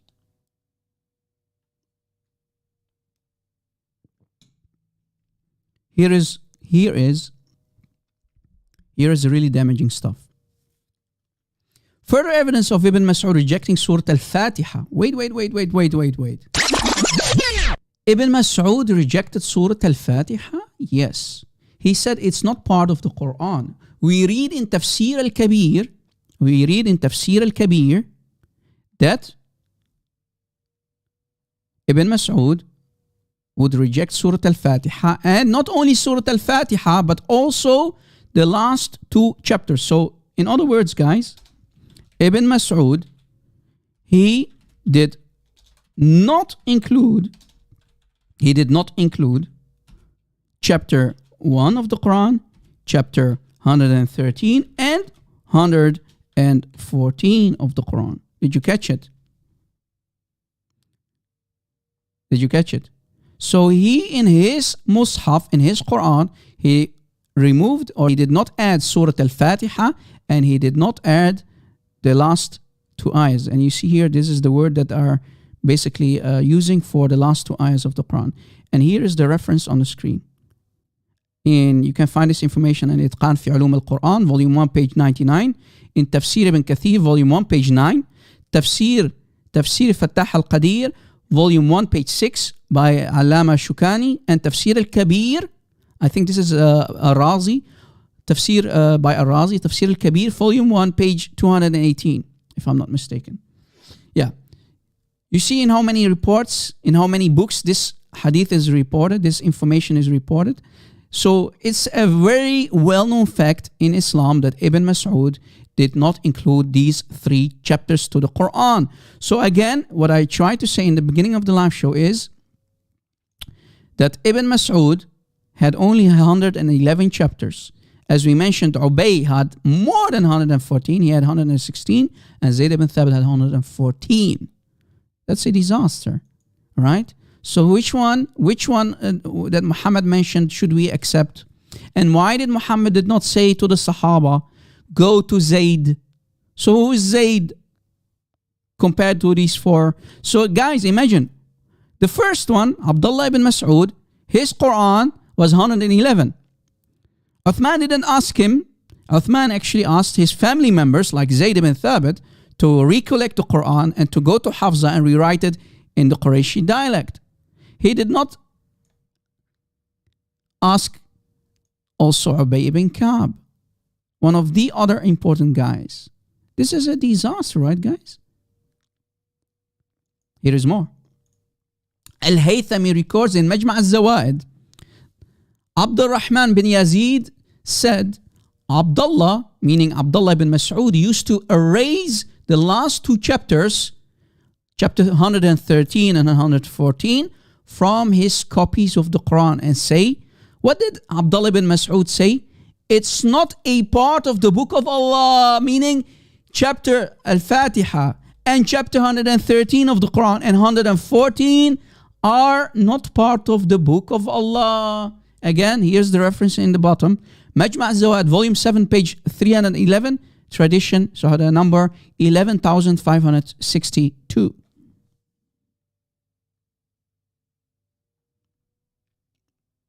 Disaster.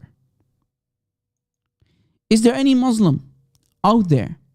Is there any Muslim out there who would dare to say Abdullah ibn Mas'ud is a kafir? Any Muslim there? Is there any Muslim who would call Abdullah ibn Mas'ud a kafir? Up by frenzy? Yes. Up by frenzy? Yes. The Quran of Ibn Mas'ud, who Muhammad told his Sahaba to go to, his Quran did not have 114 chapters as the Quran of Hafs that the Muslims have today. he had only 111 chapters. He removed Surah Al-Fatiha. He removed the last 2 chapters also. So only 111. Wow.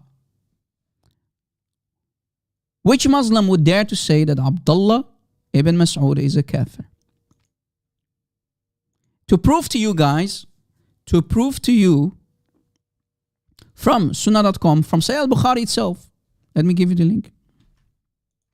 Look. Narrated Al-Dhur bin Hubaysh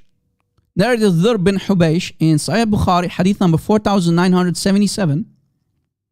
Look what it says here. I asked Ubbay bin Kaab, O Abu al-Manthur, meaning Ubbay, your brother, meaning Ibn Mas'ud, said so and so, meaning that the 2 last chapters of the Quran do not belong in the Quran. Wow!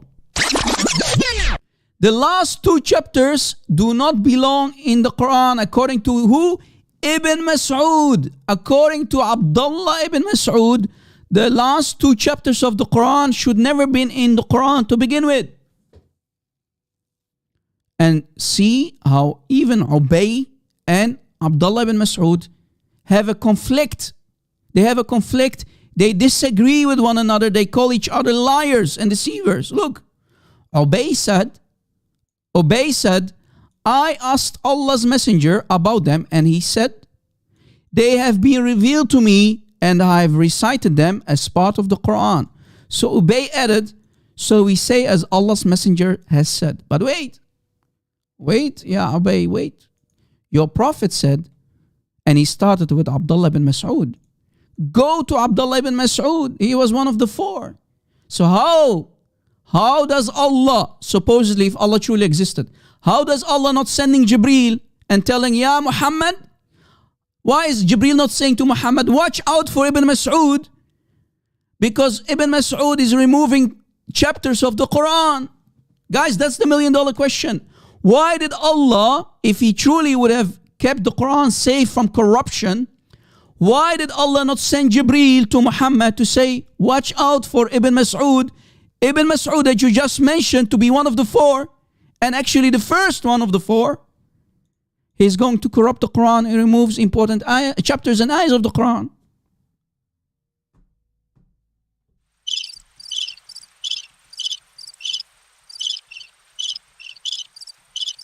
Moment of silence. So truly Allah is not all knowledgeable. Allah is not Allahu A'lam. Allah only loves to talk about breast. Allahu breast. Not Allahu A'lam. Allah knows breasts only. Allah does not know the knowledge. Allah doesn't have the knowledge. Allah is not all knowledgeable. Allah is not all knowledgeable. Clearly. Else Allah would have sent Jibreel to Muhammad. Muhammad, yeah, Prophet Nabi al-Islam, brother. Prophet of Islam, brother. Don't tell the Sahaba to take from Abdullah ibn Mas'ud. But Muhammad said, take the Quran from 4. And he started with the Abdullah ibn Mas'ud. And what about Ubbay? Guys, we mentioned today that Ubbay's Quran has 116. What happened to the 2 extra chapters? What happened to the 2 extra chapters, Ya Muslimin?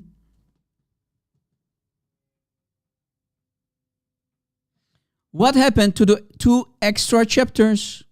Why didn't Zayd add them on top of the 114? So is the Quran 116 or 111 or 114, Ya Muslimin? And why do you take from a demented person like Asim? A blind guy like Asim. He was blind, he was demented, and all of his hadith are rejected. What about Hafs, as we said? Hafs is a liar. All of his hadith are rejected. He is a thief. He is not to be trusted. What's left? And as we showed you today, guys, according to Ibn Abbas, Hibr al-Ummah, if parts of the Quran are missing, just complete the Quran with your own poetry. Ta-ta, ta-ta, ta-ta, ta-ta, ta-ta, ta-ta,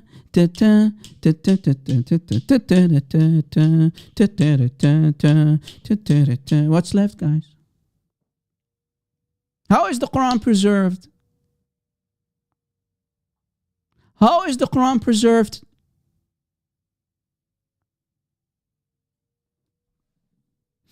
How is the Quran preserved? And who would dare to say Abdullah ibn Masud is a kafir? Which Muslim? You see, guys, even two of the four do not agree with one another. Ubbay ibn Kaab says, my Quran is the best Quran. Ibn Masud says, no, my Quran is the best Quran. So who should we pick our cherries? Should we just pick our cherries? Ya Muslimin. Guys, they're calling each other liars and deceivers. Basically, Ubbay just called Ibn Masud a liar. Don't take his Quran. Take my Quran, Ubbay is saying. Guys, Ibn Masud, for the people who do not know, the story goes like this. That they even attacked him and he still didn't want to hand over his personal Quranic Mus'haf. They broke his hip. I kid you not. They broke the hip. They broke the hip of Ibn Masud and still the guy did not want to hand over his Quran. His 111 chapter Quran. And he fled to Kufa. Right? Nowadays, Iraq. What happened to his Mus'haf? We don't know. It's missing. What happened to the Mus'haf of Ubbay? We don't know. Where are the 116 chapters of Ubbay? We don't know. Here is more. Here is more. I found this hadith. Thanks to the Lord, we have a link for this one. Let me give you the link. Again, from the same website, durar.net. You see, sometimes I do keep the links, but for some reason, the hadith that we showed today, I forgot to save it. Same website, right, guys? Same website. From the same website, I found another damaging hadith. This hadith that you see here, and if we go down, we see that the grade is Sahih. This word here means Sahih. So no doubt it's Sahih. All right, guys? It's Sahih. Sahih. Who is the narrator? Abdullah ibn Abbas. The Ibn Abbas again. Right? From Shu'aib Arnaud. Right? The one who is also in the chain is Shu'aib Arnaud. And this is from, the source is from Takhrij al-Musnad. Okay? This is the source. And let me immediately give the translation. Because I'm not going to read the whole Arabic. Too long hadith. Else we can do this for until Kingdom Gone. I don't want to make it too long live show today. But look what it says, the hadith, what it says in the translation. Narrator, Abdullah ibn Abbas, as we showed you, from Shu'aib al-Arnaud. And look what it says. Which of the two reading was the last reading? Guys, focus, please take a screenshot. Which of the two reading was the last reading? That's the question. That's the $1 million question in this hadith. The reading of Abdullah ibn Masud or, focus guys, the reading of Abdullah ibn Masud, that's the question, or the reading of Zayd. Again, this is the first time that I'm showing you this hadith. And as you see, the grade is Sahih, meaning authentic, a sound, Sahih, authentic chain of narration. So the question is, which is the final reading? Which is the Sahih reading? Is it Ibn Mas'ud's or Zayd? So which one should the Muslims use? He said, Abdullah ibn Abbas said, we said the recitation of Zayd ibn Thabit. He said, no.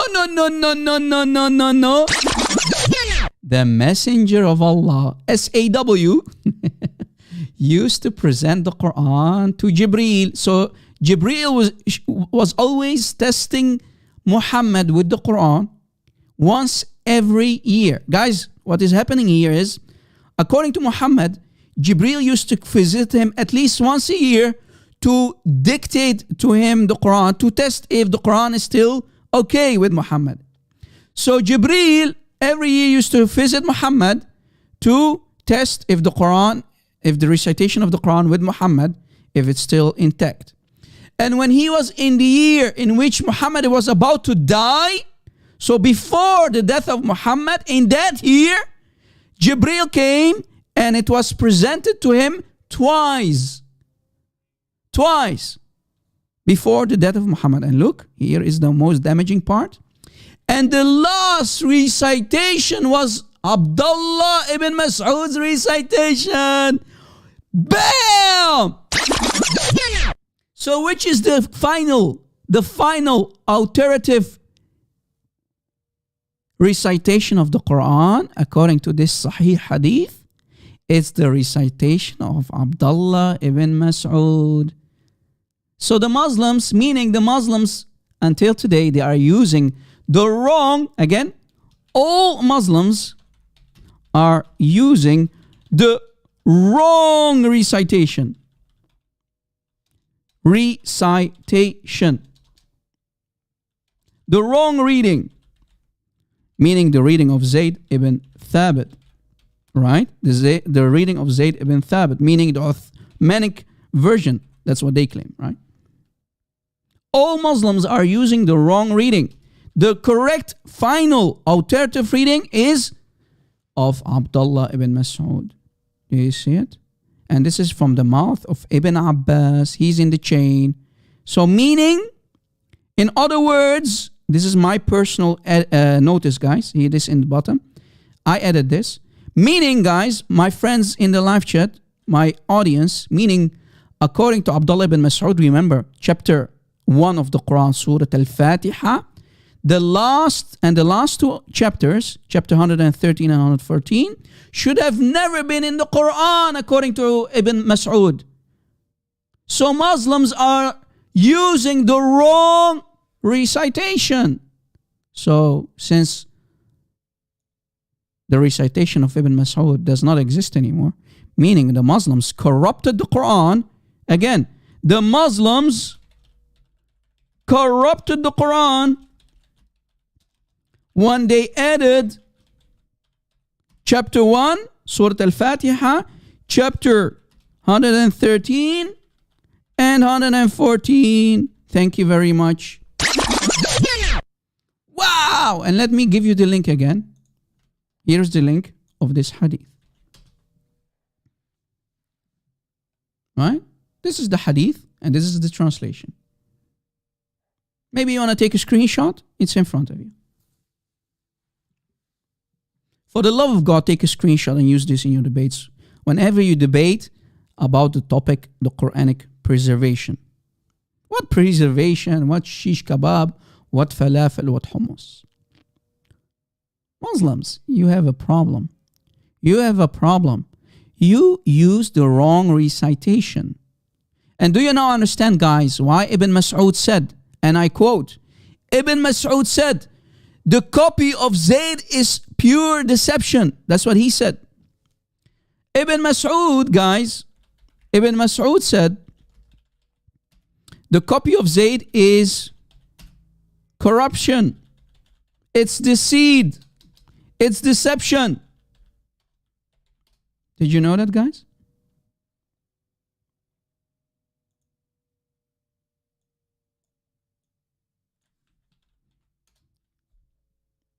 Did you know that?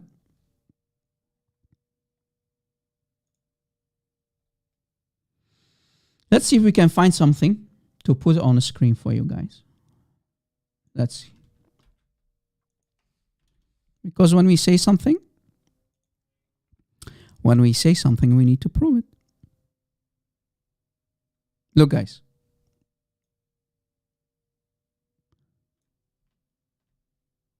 A little bit smaller, yeah. Look what's here, what this page is saying. However, Ibn Mas'ud does not think highly of today's Quran, meaning the Quran that has 114 chapters in it today. The one collected by Zayd ibn Thabit. In comparing himself to Zayd, Ibn Mas'ud said, the people, meaning Zayd ibn Thabit and Uthman, the people have been guilty of deceit. So he's calling Zayd and Uthman deceivers. The people have been guilty of deceit in reading of the Quran. I like it better, Ibn Mas'ud continues, I like it better to read according to the recitation of him, meaning his prophet, whom I love more than of that Zayd ibn Thabit. And then he continues, the Ibn Mas'ud said, by him besides whom there is no God, I learned more than 70 surahs of the Quran from the lips of Muhammad, our prophet himself. Ding, ding, ding, ding, ding, ding, ding, ding. And he continues bringing down the hammer on Zayd, calling him a deceiver. While Zayd ibn Thabit was a young boy, a youth, having 2 locks and playing with the youth. So he called him, you boy. And we can find this information in this is the reference, Ibn Sa'd, Kitab al-Tabaqat al-Kabir, volume 2, page 444. Let me give you the link, guys. Bookmark it and save it. So do you see how Ibn Mas'ud was making fun of today's Quran? The Ibn Mas'ud was making fun of today's Quran. Is there anyone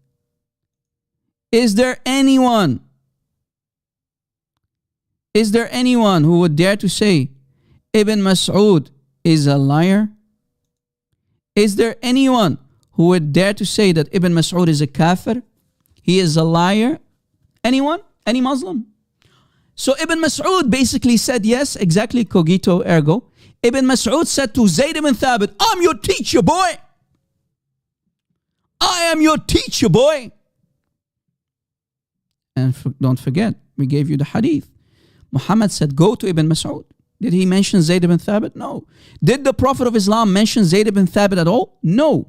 So you see, guys, Uthman ibn Affan, and we did a live show about his murder before, right, guys? Remember that live show?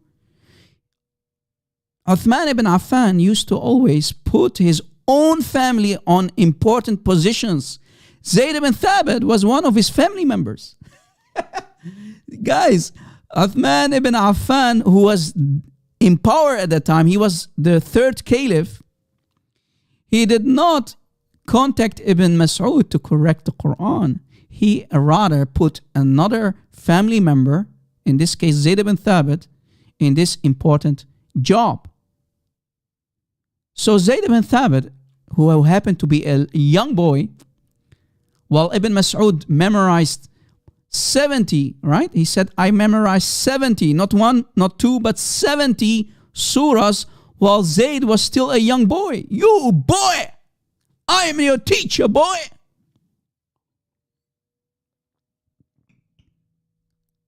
So do you see, guys, what Ibn Mas'ud used to think of today's Quran?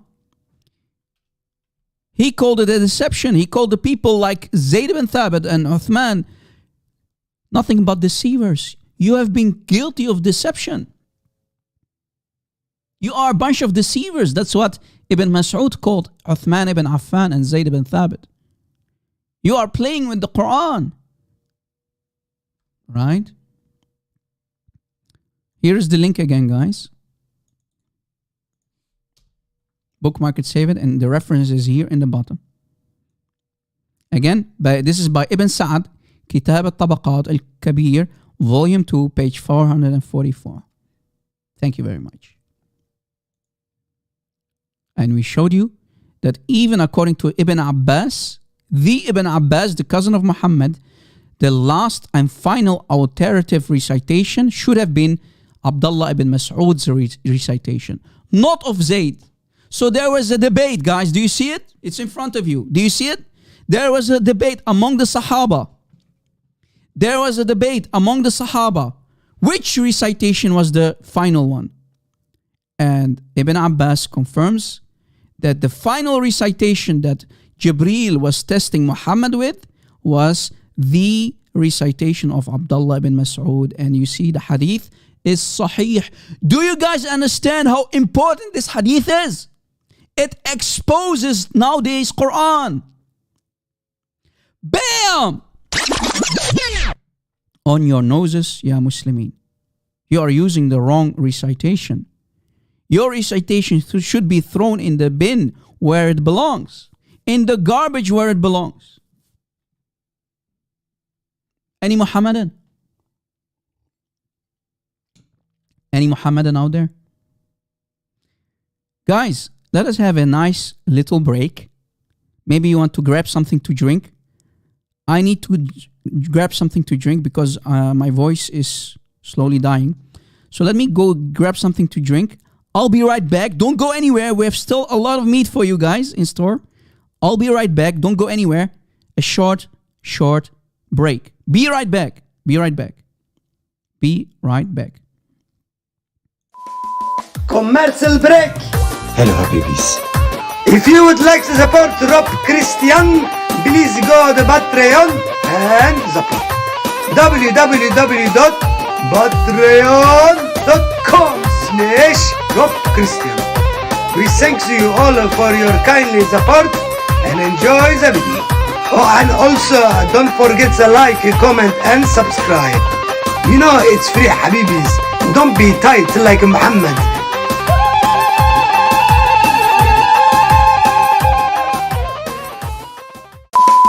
Commercial break. Hello, Habibis. If you would like to support Rob Christian, please go to Patreon and support www.patreon.com/RobChristian. We thank you all for your kindly support and enjoy the video. Oh, and also don't forget to like, comment and subscribe. You know it's free, Habibis. Don't be tight like Muhammad.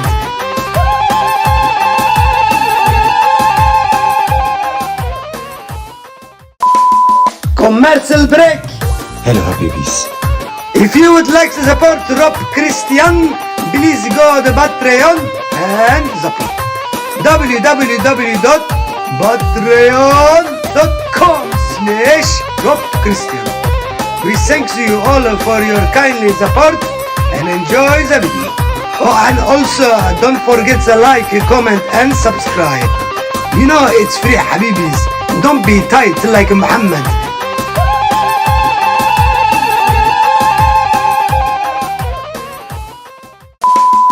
Commercial break. Hello, Habibis. If you would like to support Rob Christian, please go to Patreon and support www.patreon.com/RobChristian. We thank you all for your kindly support and enjoy the video. Oh, and also don't forget to like, comment and subscribe. You know it's free, Habibis. Don't be tight like Muhammad.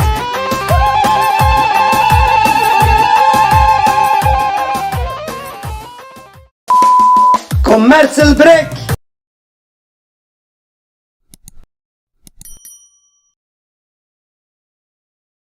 Hello. We are back, baby. What's up? I hope you got yourself something to drink, guys. You know, maybe some Pepsi or popcorn. I don't know what you kids eat these days or during these days. But sharing is caring, brother. Sharing is caring. Guys, is my sound okay? Are we good to go? Can we continue?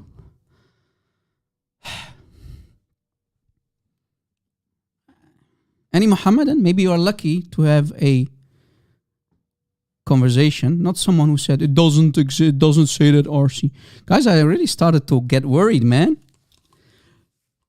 I really started to get worried. That doesn't happen often to me, man, when I talk about Islam. Whew. Imagine.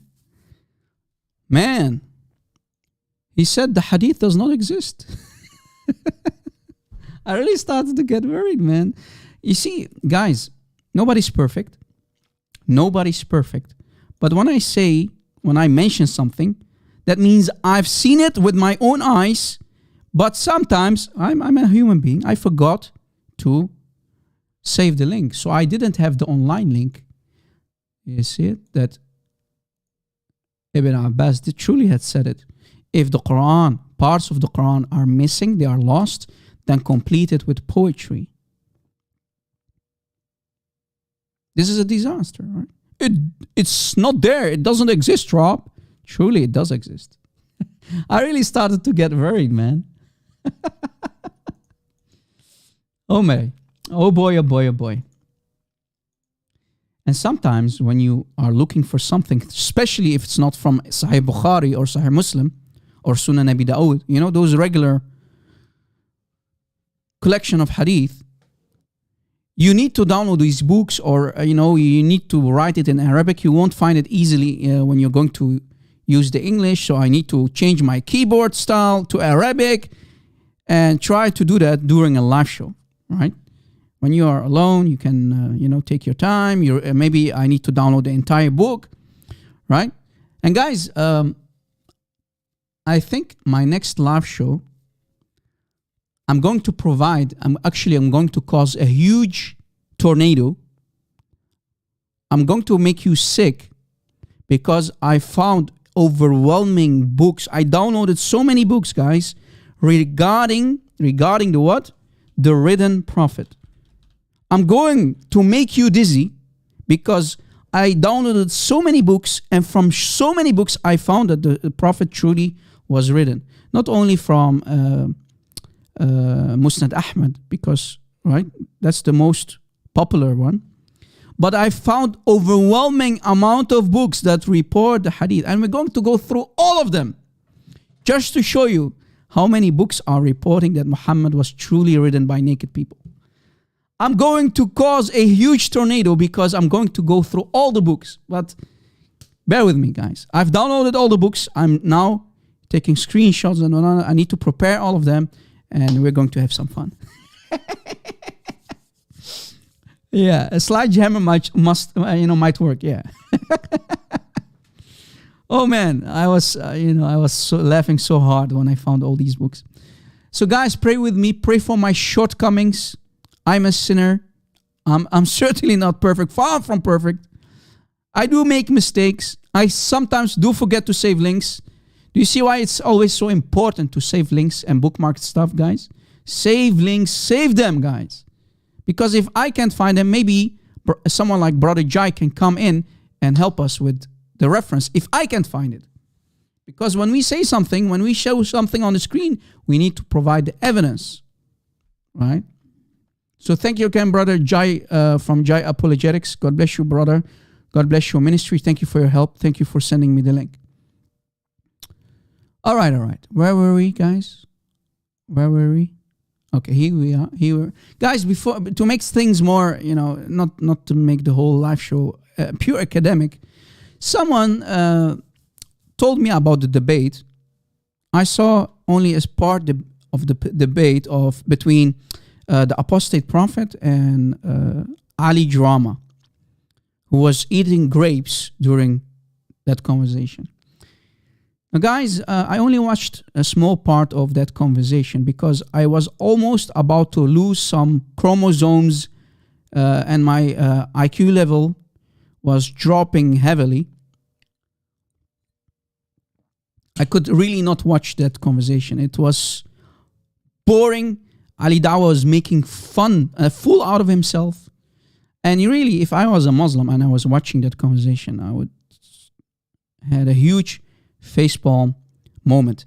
And it's really embarrassing that someone like Ali Dawah has more than 600,000 subscribers. It must have been really embarrassing for many Muslims to see Ali Dawah making a huge fool out of himself. Now, guys, I'm not going to play that debate or whatnot, but I enjoyed this following video about what happened. And people like the Hikmah boy, get your Hikmah today, 10% off. He also was really not happy with Ali Dawah. So let's see what basically in a satire happened during that debate. So this is the debate, guys, that happened, right? This is the debate that happened between this goat. Imagine, guys, if you having a dream, you see him in your dream. I mean, you should be really scared. I mean, the guy, look at his face, man. Anyway, what happened? let's see what happened during the debate, basically. If this doesn't show you the absence of hikmah, of wisdom in somebody's da'wah,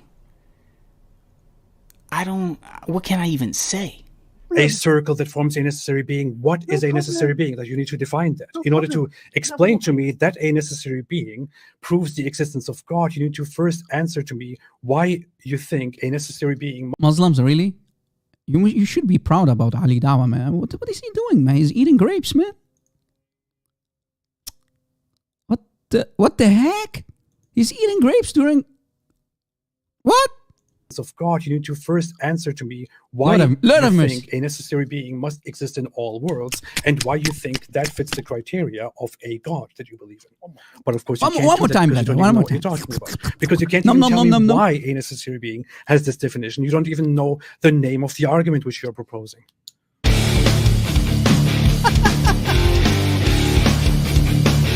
I'm your teacher, boy. Wait. What does the screen say? What does it say here? So, guys, Mr. Hikmah boy, Sajid Lipham himself, he called Ali Dawah a fool, basically, right? He was really not happy with the conversation. And look what Ali Dawah on Twitter is saying. He's saying, lol, the irony. You backstabber, you, Sajid Lipham. The Hikmah boy himself is a backstabber, so he was backstabbing, according to Ali Dawah, he was backstabbing him, and he was calling him an idiot. Sajid Lipham makes a video aiding the biggest enemy of Islam, meaning the apostate prophet, and he attacks me, Ali Dawah, publicly. But we should fear Allah and sort it privately. So don't do it publicly, brother. Remember what Yasir Qari said? Let us not discuss the holes in the standard narrative publicly. Let us do it in private.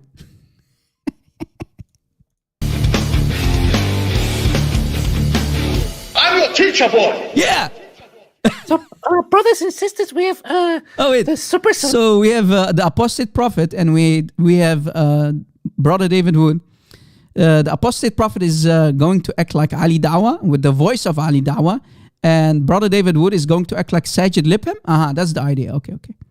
Let us go back from the start. Okay. So, brothers and sisters, we have the super Salafi Sajid Lipham here with us, and. So, brother Sajid, what's the problem? Bismillah, alhamdulillah.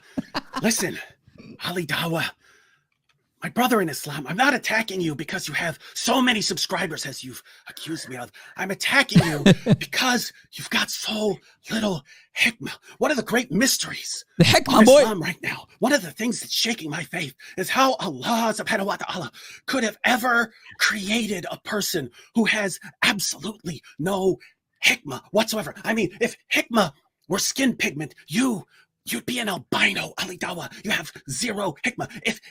If hikmah were hair, you'd be like Professor X or something. You'd be, I mean, my goodness. Wait. So you're saying I'm better than, more smarter than Professor X? Did you say that? See, brothers and sisters, this is what they do. See, brothers and sisters, the super Salafi brother Sajid Lipham admitted that I am even more smarter than Professor X. This is what I'm talking about. All you do is boast about yourself. You don't actually care about Allah subhanahu wa ta'ala or about Muhamed sallallahu alayhi wasallam. You were either supposed to be giving dawah or debating. Instead, what are you doing? You're sitting here like this. I mean, this is what you Wait. I need to see that part again. Instead, what are you doing? You're sitting here like this. I mean, what is that? I mean, this is what you look like. I like grapes. I like grapes. This is pure comedy, guys. I mean, why are you watching Netflix, man? Keep watching The Warriors in Christ, man. Look, pure comedy. Oh, wait. I need to see the part again. You're doing what? David, what he's doing? Or debating. Instead, what are you doing? You're sitting here like this. I mean, what is that? I mean, this is what you look like. I like grapes. I like grapes. See everybody. Oh man! Everybody see that? He's just jealous because he is not as famous as me, because he doesn't have 700,000 YouTube subscribers, and because my dear brother Muhammad Hijab doesn't feed him grapes. That's why he's so jealous of me. Just stop it. See what you've done to me. You're making me yell. You're making me raise my voice to the loudest whisper I've ever had to use. The loudest whisper I ever had. Yeah, guys, for the people who do not know, this Sajid Lipham, Salafi convert to Salafi Islam, he actually does speak like this, right? He always whispers. I don't know why, but he always whispers when he speaks. Guys, is this good or what? I really need to see that part again, man. You look like I like grapes. I like grapes.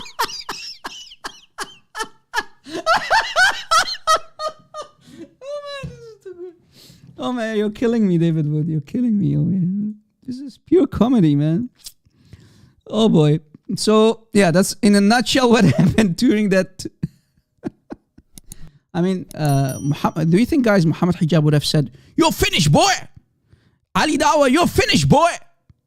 Do you think that Muhammad Hijab would have said that?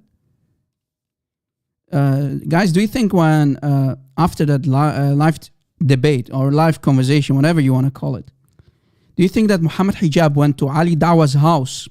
Before entering the house, he suckled the wife of Ali Dawah 5 times? Do you think that the wife of Ali Dawah took out her breasts and put her nipples in the mouth of Muhammad Hijab here, the golden shower boy? And then he said to him, after 5 suckling, "You're finished, boy!" He entered the house and he said, "Ali Dawah, you're finished, boy! Nom nom nom. You're finished, boy!" And guys, did you know that even Aisha used to suckle grown-up men? Yes, watch.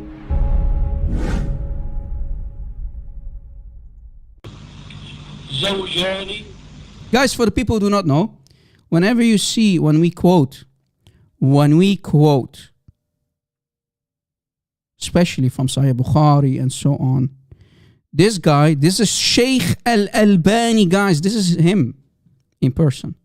This is the Sheikh Al-Albani who is going to tell you that actually adult breastfeeding is a fact in Islam. Watch.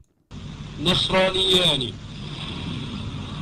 عاشا برهة من الزمن نصارى وهم ليس عندهم مثل ما عندنا من الآداب الإسلامية فأسلما كلاهما.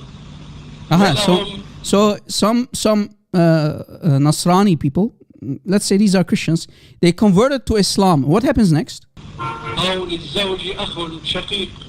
So the brother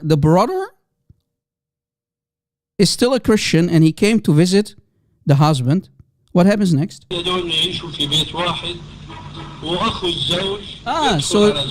they are all in the same house, okay?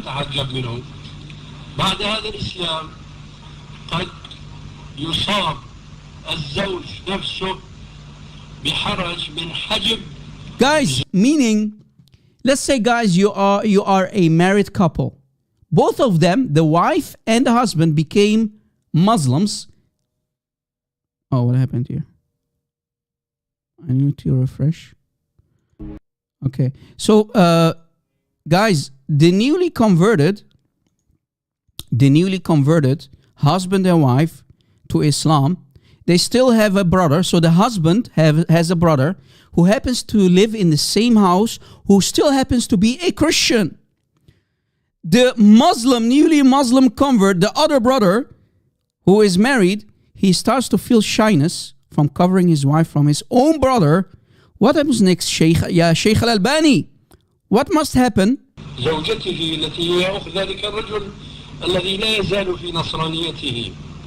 Who's still a Christian?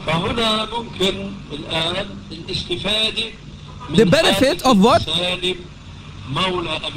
Wow. So, guys, the Christian brother of the husband who is living in the same house, he must suckle from the wife of the husband. Guys, imagine. You must suckle from the breasts of the wife of your own brother if you want to stay in the same house, to basically become unlawful for the woman. So imagine, the wife of your brother, she becomes your own mother. So you must breastfeed her. You must breastfeed her.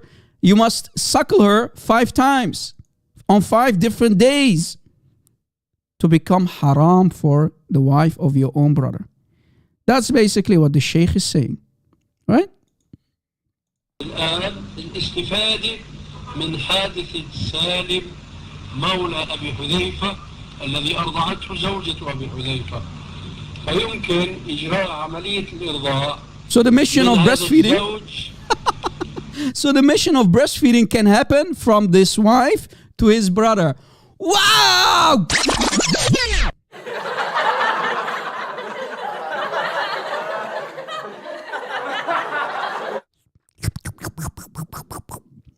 Imagine, guys. Imagine, this is the crazy Islam. This is the true face of Islam.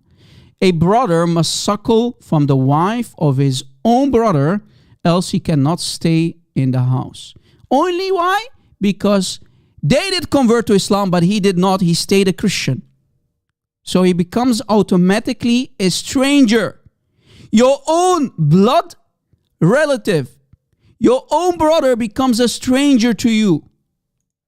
من زوجته لأخيه فيصبح هذا الأخ ابنا للزوج. So the brother will be her son from suckling. Imagine, guys. في الرضاعة فيكون في هذا مخرج إرضاع الكبير وإن كان الأصل أنه لا يؤثر. By the way, Muslims always tell us this only happened for Salim with Abu Hudayfa. No, it's for everybody, and it's still for today. Suckling must still happen today. Not only in the time of the Prophet for Salim, you filthy liars. Do you see it? And it's suckling. You must put the nipple in the mouth. Put the nipple where, brother?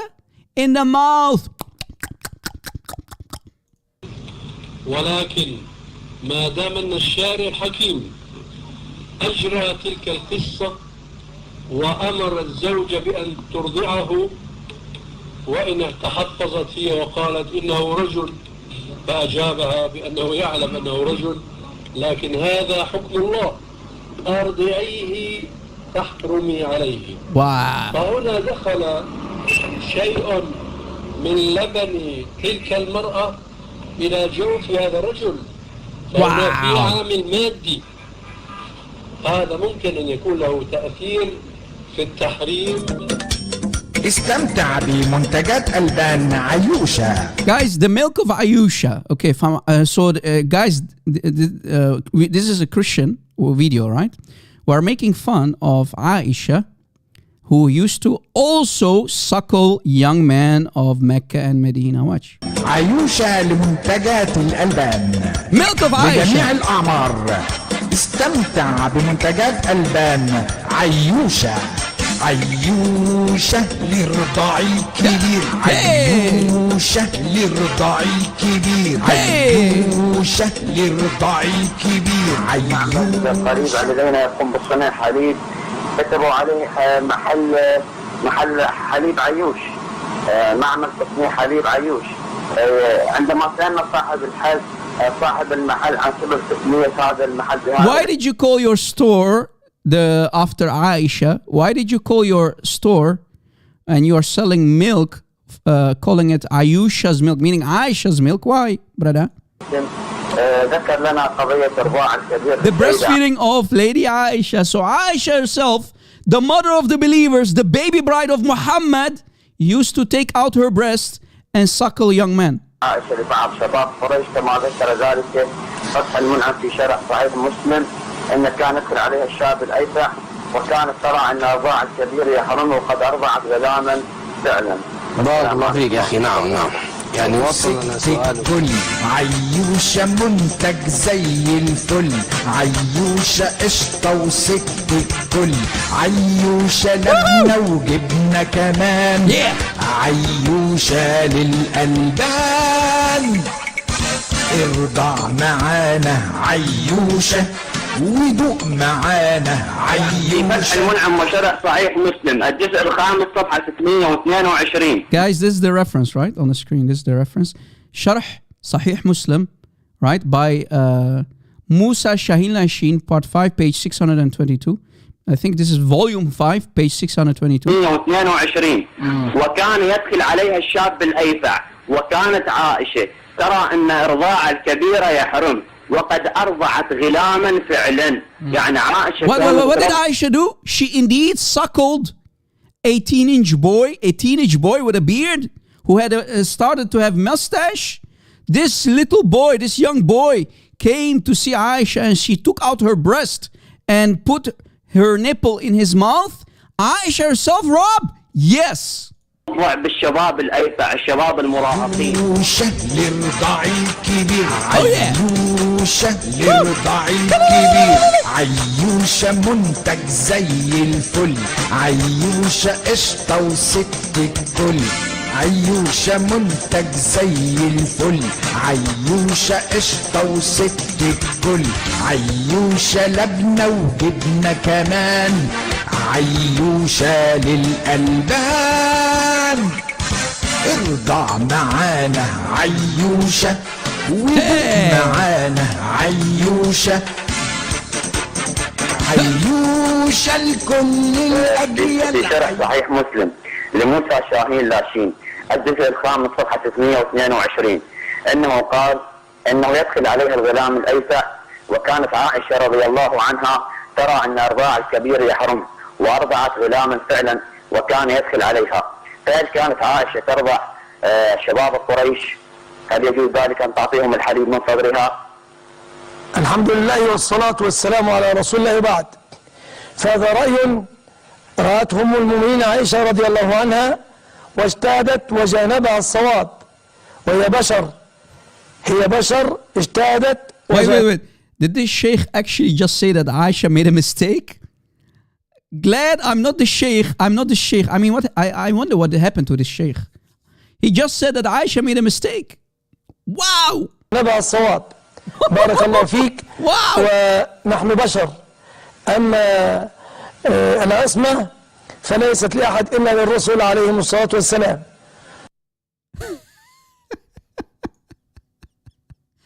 Now open wide and say, meaning Aisha used to breastfeed young youths and teenagers of Mecca and Medina. Yeah. Guys, Aisha truly used to sell milk. Lord have mercy. Lord have mercy. I have nothing to do with this, guys. I have nothing to do with this. All right? I have nothing to do with this. Let us continue. Guys, did you enjoy? I hope you I thought, let me play a couple of video clips to make things not too boring today. Can we go back to the academic stuff, guys?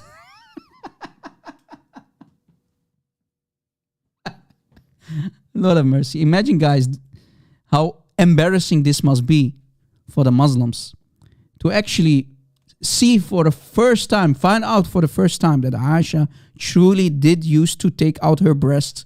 Aisha herself used to suckle grown-up adult young boys. Lord have mercy. And they call this the mother of the believers, the baby bride, the beloved of the Prophet herself, Aisha. Now, guys, was the Quran corrupted by a sleepy scribe? The Quran corrupted. Guys, Rob Krishni already showed us enough corruption today regarding the Quran. Are you going to show us also that a sleepy scribe of Muhammad corrupted the Quran? I mean, someone should have sent him a can of Red Bull to stay awake, to focus. Rob, can you give us a reference? Yes, here. Here's the reference. Let me give you the link, guys. An Ibn Abbas, Who again? Ibn Abbas, ya Ibn Abbas, ya Ibn Abbas. The cousin of Muhammad. He used to read the ayah, أفلم يتبيني يعني أفلم ييأسي ويقول Ibn Abbas said كتبها الكاتب وهو ناعس. According to Ibn Abbas, the scribe wrote it mistakenly because he was sleepy. The scribe was what? Sleepy. Imagine, guys, the guy is writing Quran for Muhammad and he makes a mistake because he was sleepy. Oh, well, I just make a mistake in the Quran, brother. I mean, someone should have given him some Red Bull. The Quran got corrupted because of a sleepy scribe and then he made a mistake in the one of the words. Yeah. It should have been يتبيني, not ييأسي, or the other way around. What did Ibn Abbas say? Ibn Abbas said he used to read it. So the Ibn Abbas, the cousin of Muhammad, he used to read the Quran in chapter 13, ayah 31. يتبيني. But what did the sleepy scribe do? He wrote instead أفلم ييأسي. So the correct way is يتبيني, not ييأسي. So if we go to the Quran, what does the Quran say? Guys, if we go to the Quran, let me open the Quran. Let me go to Quran. And we go to chapter, what was it? Chapter 13. Ayah what? Ayah 31. Chapter 13, Surah Ar-Ra'd, Thunder. Ayah 31. Let us go there.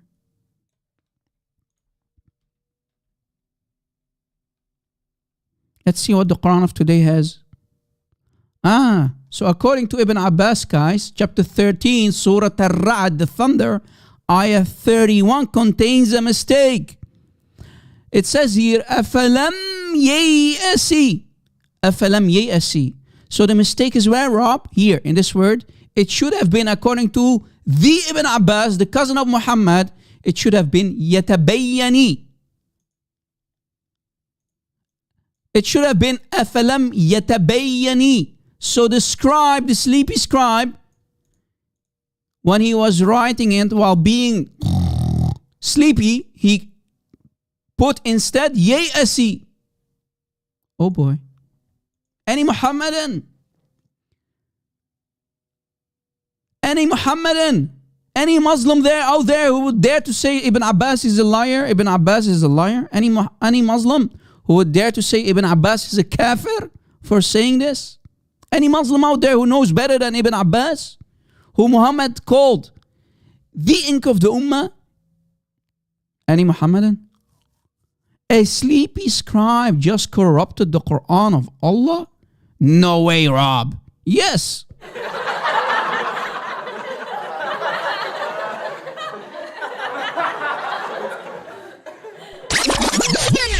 This is a disaster, man.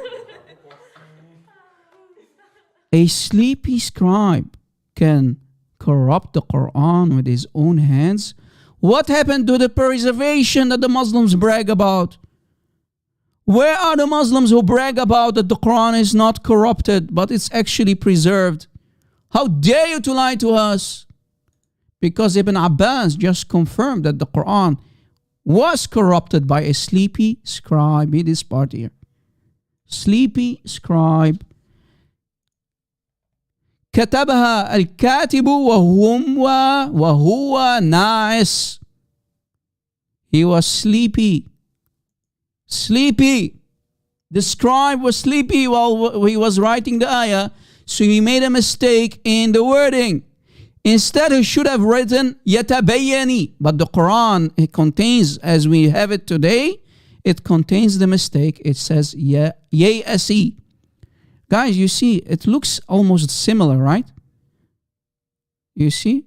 It looks, the word is similar almost, but he made a mistake in the middle.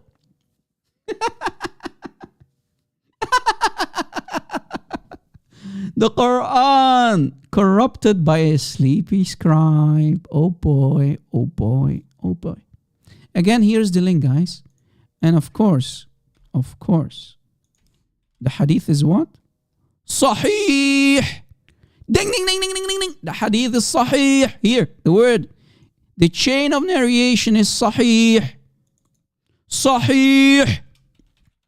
Brother, it's Sahih. And what is the source, Rob? The source is, Al-Masdar is Fath al-Bari li Ibn Hajar al-Asqalani. By Ibn Hajar al-Asqalani. In Fath al-Bari, brother.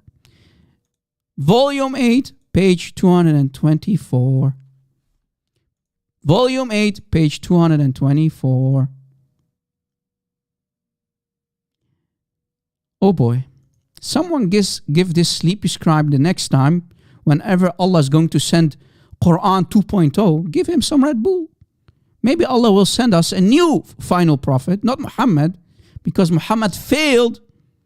If Allah happens to be still existing and Allah is not destroyed, Allah can send us a new Muhammad 2.0, and He can give us a final uncorrupted Quran, brother. Anyway, let us continue, guys. More corruption, Rob. Ya Muslimin, never ever dare to say or attack us saying that the Bible is corrupted. First, take that needle inside your eye, because your Quran is truly corrupted. How dare you to say that the Bible is corrupted while we find overwhelming evidences in your Islamic books that the Quran got corrupted. Even Ali ibn Abi Talib notices that there is an error in the Quran. In chapter 56, ayah 29. Are you ready, guys? Even Ali ibn Abi Talib confirms that there is an error in the Quran. The Ibn Ali. So the Ali ibn Abi Talib, another cousin of Muhammad, Ali ibn Abi Talib, who became a caliph, who is one of the 4 rightly guided caliphs. Ali in chapter 56, ayah 29 says that there is a mistake. Here, Surah Al-Baqiyah, ayah 29, guys, it says here, وَطَلْحٍ مَنْضُودٍ. وَطَلْحٍ مَنْضُودٍ. Okay, thank you very much. وَطَلْحٍ مَنْضُودٍ. So this word, according to Ali, is wrong. And what are acacia trees, guys? Those are thorny trees that have thorns in them. Thorny trees, meaning acacia trees, right? Thorny trees. Now, guys, again, to make it more clear, Ali ibn Abi Talib said, this is a mistake. It should not be talh. It should be tallah. It should not be thorny trees, because in context, guys, these are the trees in Jannah, in the brothel of Allah, Jannah, that Muslims, fruit trees, Muslims that will pluck from and eat, right? This is supposedly in context in Jannah. So how can Allah put trees in Jannah, according to Ali, basically, in a nutshell, that have thorns? I mean, imagine you are as big as Adam. Remember, when you're going to go to Jannah, the brothel of Allah, the Las Vegas of Allah, you're going to be as big as Adam. Imagine if you stand up and you lose one of your eyes. You lose one of your eyes inside those thorns in the tree. It doesn't make sense. Right? So Ali says, no, it should be tallah, not talh. Watch. Ali says it should be like this in chapter what? Chapter, let's see if we can open the chapter. Yeah, here. Chapter 50, ayah 10. Tallah with a ayn, not with a ha, right? Not with a h. It should be tal'in mandud. That's what Ali is saying. Rob, can you show us the evidence? Sure, why not? Guys, let me show you the evidence. Before we go there, look, guys, to understand what the talh are, if we go to Ibn Kathir for the same chapter, same ayah, here's the ayah mentioned. Look, this is the ayah. To understand what the talh mandur is, It refers to large, thorny trees, you see, that used to grow in the area of the Hijaz. Western Arabia, basically the area that is nowadays called Mecca and Medina. And even the scholars, the Mufassirun, the tafsir that is like Ibn Kathir, Al-Qurtubi and so on, they cannot agree on what kind of trees they are. But they know, according to the Arabic language, actually it should be thorny trees, right? Other scholars say, no, these are banana trees. Imagine, these are banana trees. So among themselves, they cannot agree. Are they thorny trees or are they banana trees?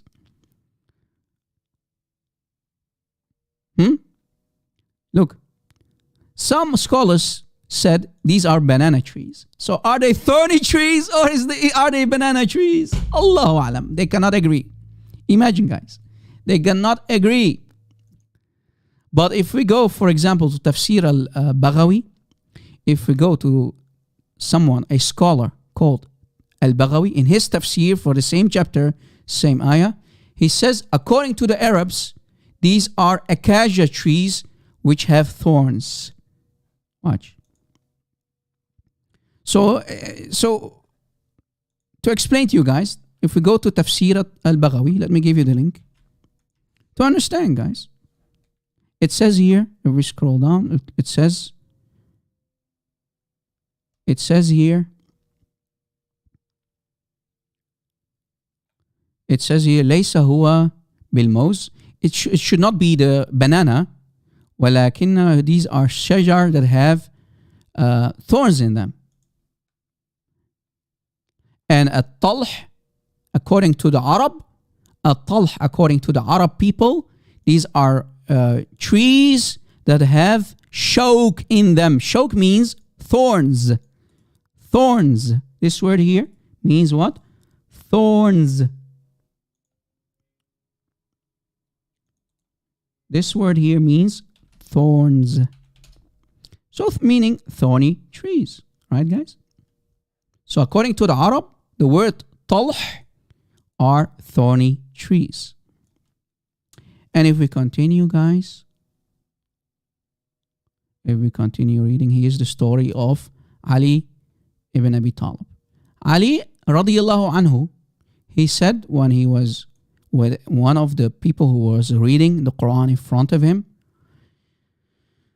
and the guy, guys, there was a guy, he was reading the ayah, chapter 56, ayah 29, وَطَلْحٍ مَنْدُودٍ فَقَالَ, who? Ali ibn Abi Talib, the caliph of the ummah of his time, he said, وَمَا شَأْنَ الطَّلْحِ, why are you reading it like talh? It should be وَطَلْعٍ مَنْدُودٍ ثُمَّ قَرَأَ. And we continue reading, Ya Amir al-Mu'mineen. So the guy said, he was shocked. He said, Ya Amir al-Mu'mineen, O caliph, O ruler of the believers, meaning the Muslim world. Ya Ali, this is in my mushaf. It's like this in my mushaf. Shall I correct it? The guy is asking Ali, the guy who was reading the Quran in front of Ali, he said, shall I correct it? Then Ali says, no. We should never ever play with the Quran. So notice, guys, notice. Ali says it's a mistake. Ali says it is a mistake. But the guy said, should we correct it? Ali said, no. Leave it. Leave the mistake inside the Quran. I mean, how would Ali dare to say, yes, correct the Quran of Allah? Even Ali was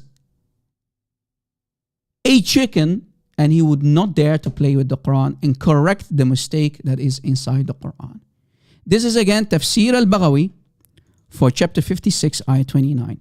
Confirming, Ali himself confirming that there is a mistake in it. And here's my English translation, guys. Maybe you want to take a screenshot or a selfie. A well-known tradition, often cited in classical sources, tells us the story of a man reading the Quran in front of Ali ibn Abi Talib. Are you reading with me, guys? Give me a one, please. A man was reading the Quran of Allah, of Muhammad, in front of Ali ibn Abi Talib. The man reached chapter 56, ayah 29, and he read, وَطَلْحٍ مَنْدُودٍ, big thorny trees, according to the Arab. But Ali objected, Ali ibn Abi Talib, the cousin of Muhammad, objected and said, what does this have to do with the talh? This is a mistake. Big thorny trees, which camels or what are those long-necked creatures in Africa? They love to eat also from those kind of trees. Not camels, but help me out here, guys. I forgot the name of the animal. What is that animal called that has a really long neck in Africa? A giraffe, yeah. Guys, camels and giraffe, they, for some reason, they love to eat from thorny trees. They don't mind if their trees have thorn in it. They have such a thick skin in their mouth, in their tongue. They don't care. They just eat from it. And we showed you a picture, guys. Can I show you the picture again?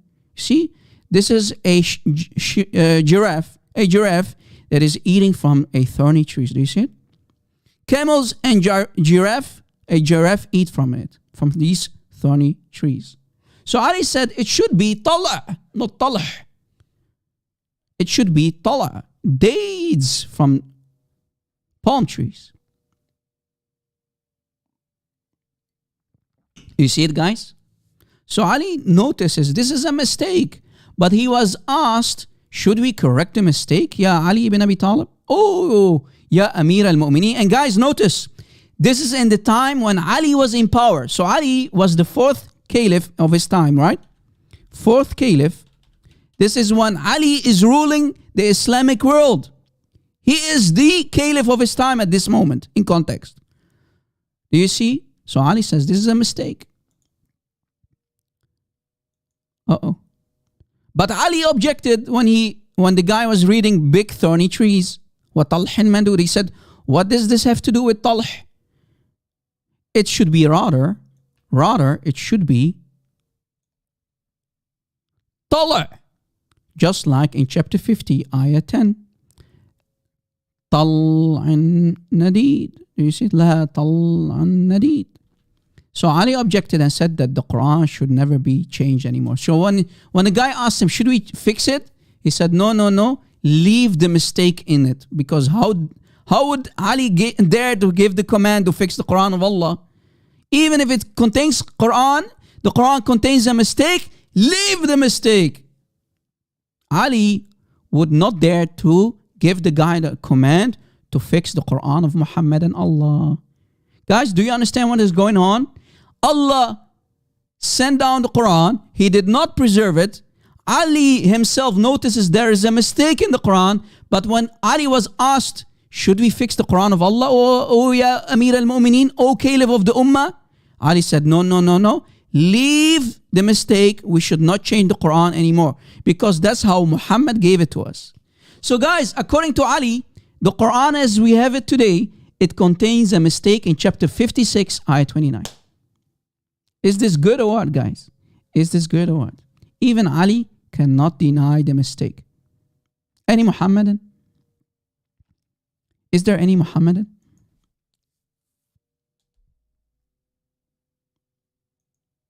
How dare you Muslims to speak of Quranic preservation? How dare you? Today's live show, we showed you from overwhelming amount of evidence that the Quran is corrupted or at least lost. And remember, we showed you a hadith, guys. We showed you the hadith from the mouth of Ibn Abbas himself, from Shu'aib al-Arnaud, that when Muhammad, in that year when he was about to die, Jibril came to him to test, to examine the Quran again with him for the last time before his death. And in that year, in the year of death of Muhammad, the last and final recitation was the recitation of Abdullah ibn Masud.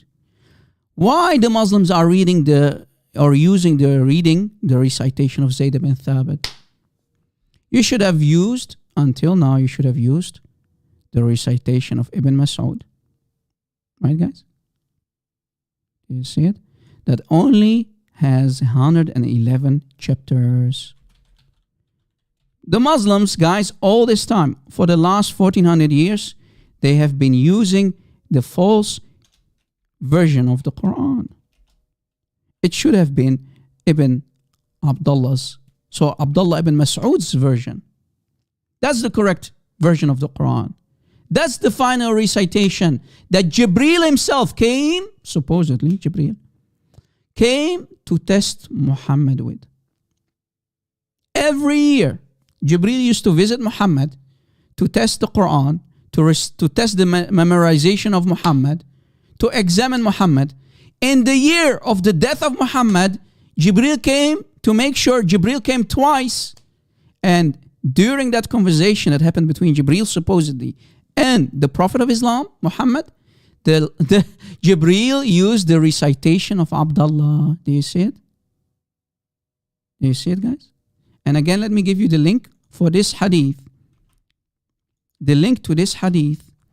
And as you see, it's Sahih. The hadith is Sahih. The hadith is Sahih. Muslims can't say this is a false translation or da'if. They can't play the mental gymnastics, da'if or Sahih. The hadith is da'if. No, it's Sahih. As clear as the sun. Sound, authentic report. No Muslim to be found to call me. Why? Where are the Muslims?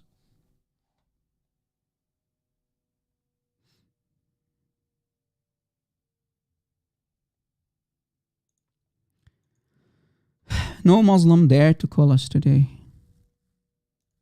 It doesn't say that, RC. RC, it doesn't say that, RC. Story of my life. I hope, guys, you benefited from today's live show. Are there any Muslim callers that we can take? Or maybe a Christian who wants to call us, guys? Is there a Christian? Before we wrap today's live show up, is there any Christian or maybe a Muslim who wants to call in? Maybe you want to add something on top of today's live show, guys? You're free to call us live on air. Or maybe you can call me and whisper to me exactly like Phil. Whisper like Sajid Libham. Is Sajid Libham with us? Maybe Sajid Libham can call me and whisper. Hey, brother, sister, it doesn't say that, RC. RC, it doesn't say that, RC. Oh boy, I really enjoyed that part, guys.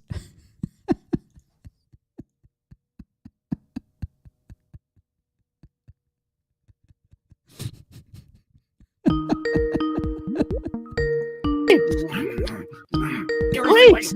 I like grapes! Hello, brother, you're live on air. Welcome. Hello, dear brother. Do you hear me? Yes, but can you come closer to the mic, please? You have a lot of background noise. Guys, we have brother, one of the admins, brother Adrian Decu. Come closer to the mic, brother, and speak. You're live on air. It is here. It is clear now? Yeah, but you have some background noise for some reason, brother. But please make sure to put the mic very close to your mouth and speak. Go ahead. Yeah, well, I don't know. This is a stupid mic. This is obliterating session. this is annihilation session. This is how you say, forsaken session.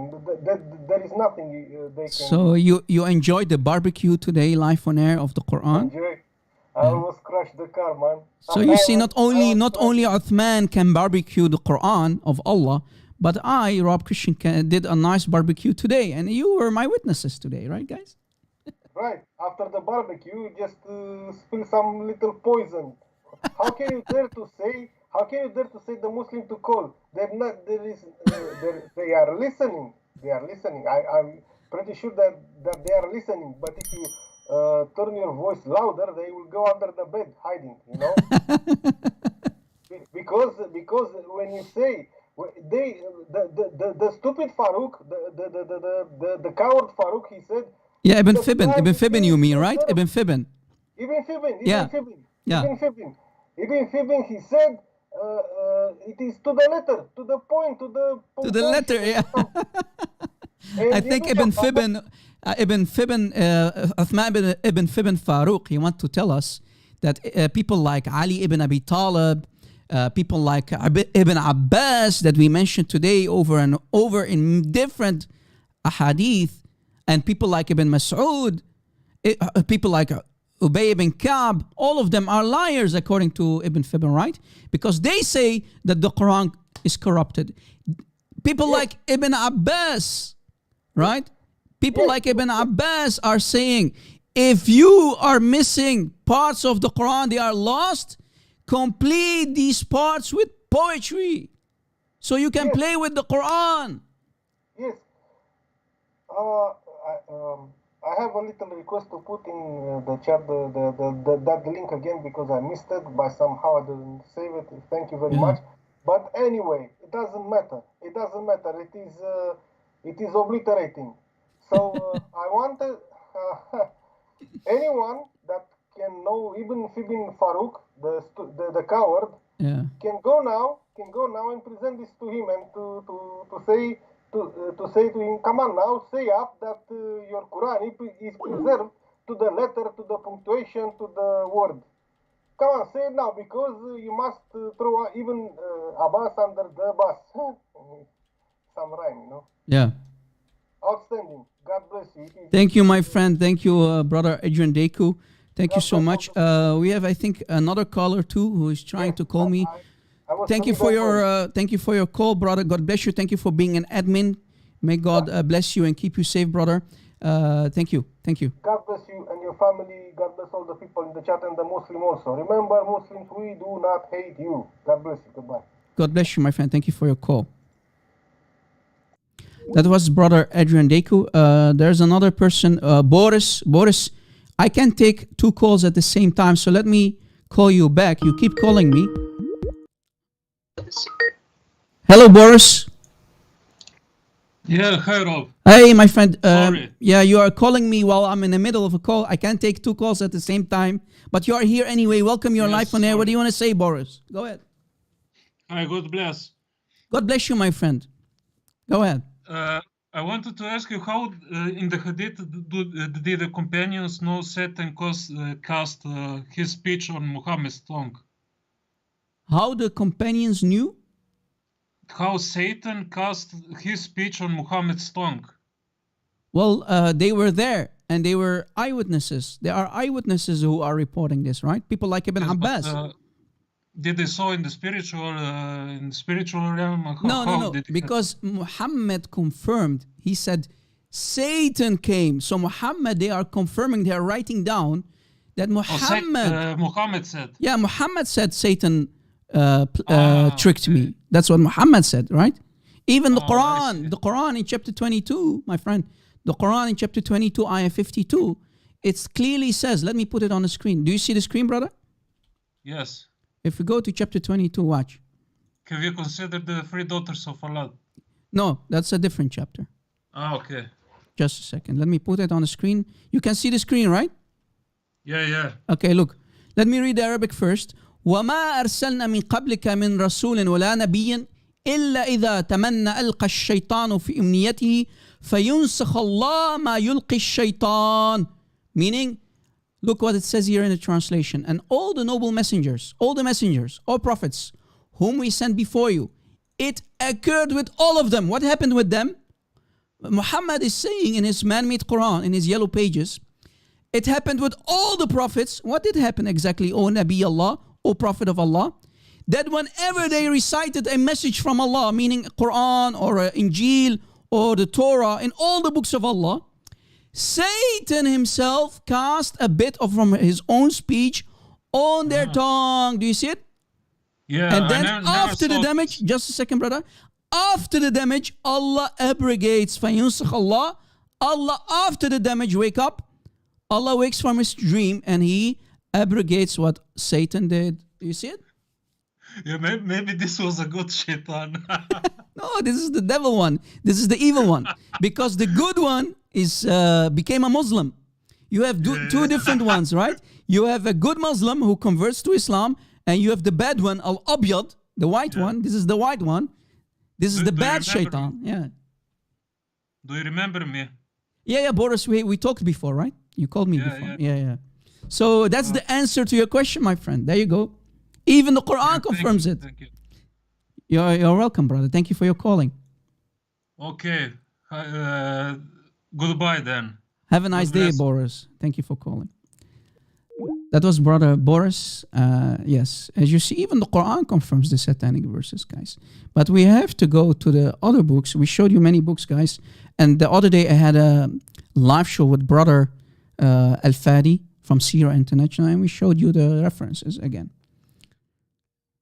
All right, guys? And even the Quran confirms, Muhammad in his Quran confirms that whenever any prophet, including Moses, the Islamic Moses, the Islamic Jesus, Isa, all of them, Abraham, all of them, whenever they gave the message to their people, Satan is more powerful than Allah, and he comes in between and he casts his own satanic verses on their tongue, and they give the satanic verses, including the message of Allah that contains satanic verses in them. After the damage, Allah sends Jibreel to abrogate the satanic verses in the books of Allah. Why, Allah? Why are you such an idiot?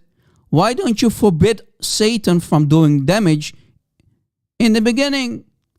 Why are you not stopping Satan from doing damage to your books? What is the point? You see this idiot Allah allowing Satan to always play with the Quran and play with the other books of Allah. This is a disaster. Yes, the satanic verses, Jade, Michael, the satanic verses were abrogated in Medina after at least 8 years. That's true. Why? Because Surah Al-Hajj, guys, this chapter that you see here on the screen, Surah Al-Hajj is in Medina. Remember, the satanic verses were revealed in Mecca. So Muhammad goes to Medina, and after 8 years, Allah abrogates the satanic verses. فَيَنْسَخُ اللَّهُ مَا يُلْقِي الشَّيْطَانِ. After 8 years, Allah abrogates, supposedly, the words of Satan in the Quran. Ta-ta, ta-ta, ta-ta, ta-ta, ta-ta. Oh yeah!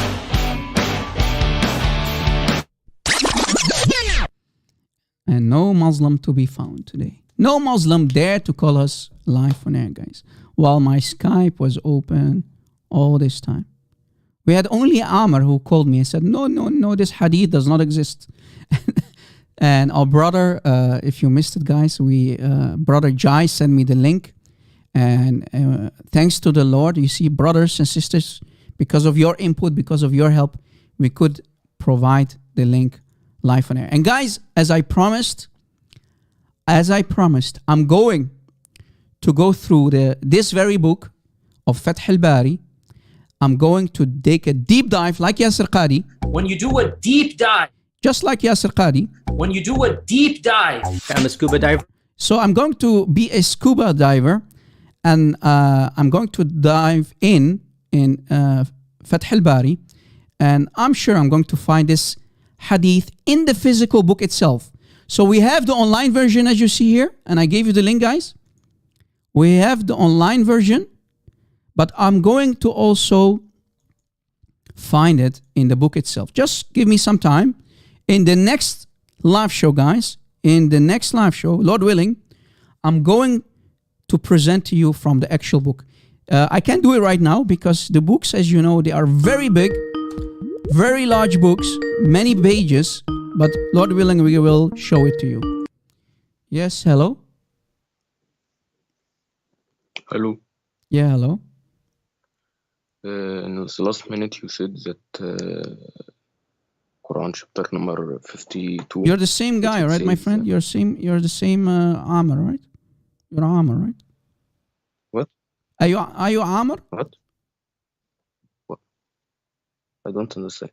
Are you the same guy or are you a different guy? Which guy? Oh, you're not. You're a different guy. I thought you're Amar. Okay, go ahead, Ahmed. You're Ahmed Khan. Okay, Ahmed Khan. Go ahead. Sorry. Go ahead. What do you want to say? You say that the Quran, chapter number 52, verse number 22, it says that the Quran You said why Allah. Chapter what? Chapter what? Come again. I'm not. Can you speak clearer, my friend? Chapter 22, verse 52. Chapter 22, verse 52. Yes. Yes. You said why Allah doesn't.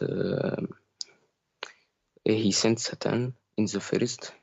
Then why he prevents Satan for saying, "Am I right?" My friend, your connection is really bad. Speak, please repeat again. Your connection. Go sit close at the router or your modem so that your connection can be stable. Go there, please, as close as you can be to your modem or router because you're cutting off.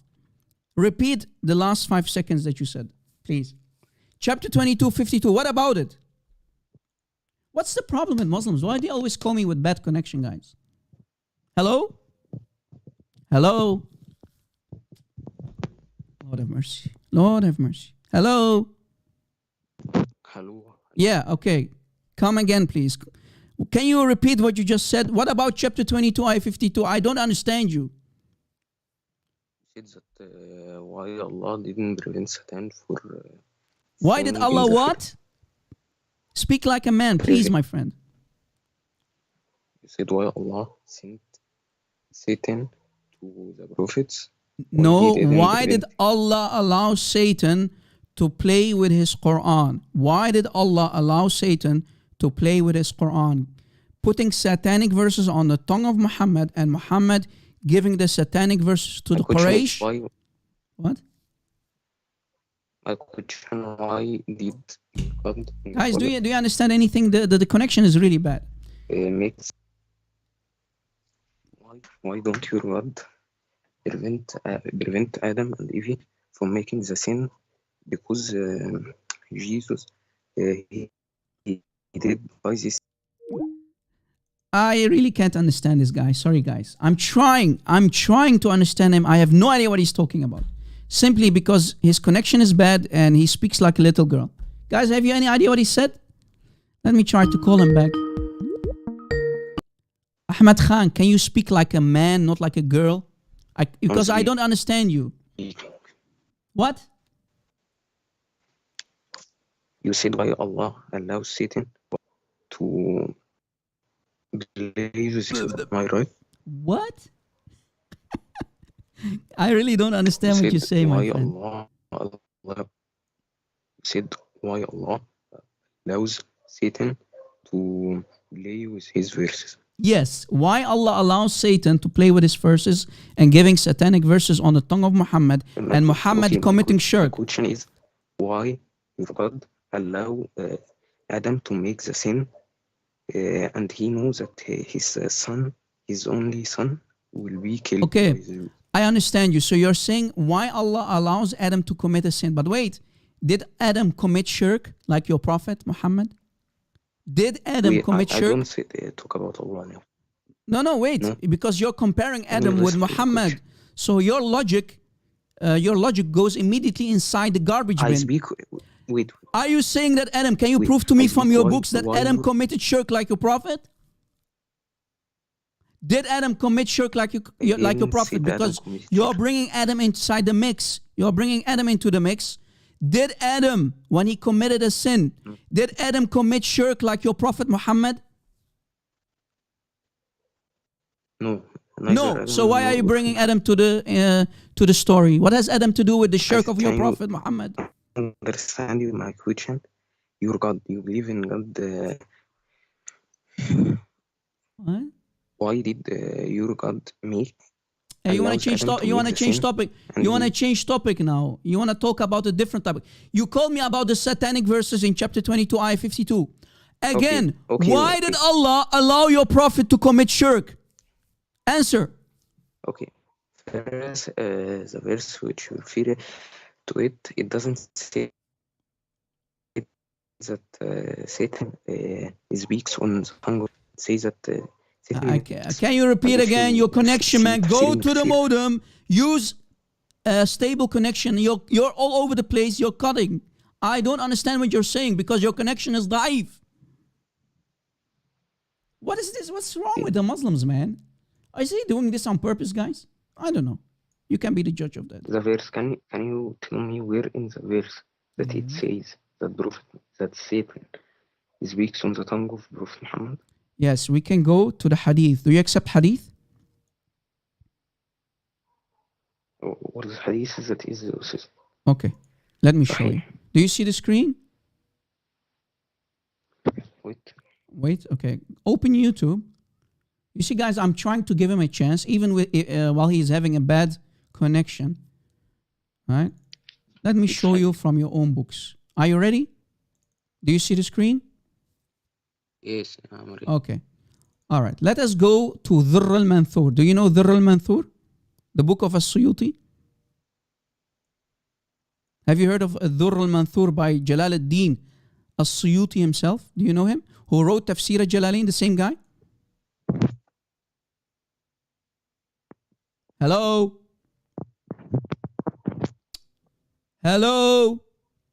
Answer the question. Have you heard of Ad-Dhur al-Manthur by Jalal ad-Din Suyuti? Here's the cover on the screen. Have you ever heard of it? Allahu Akbar. Allahu Akbar. Allah sent jinn to make his connection da'if, brother. Let me try to call him again. What is with the Muslim connection? Why do you always steal the Wi-Fi of your neighbors, ya Muslimin? Man, waste of time, man.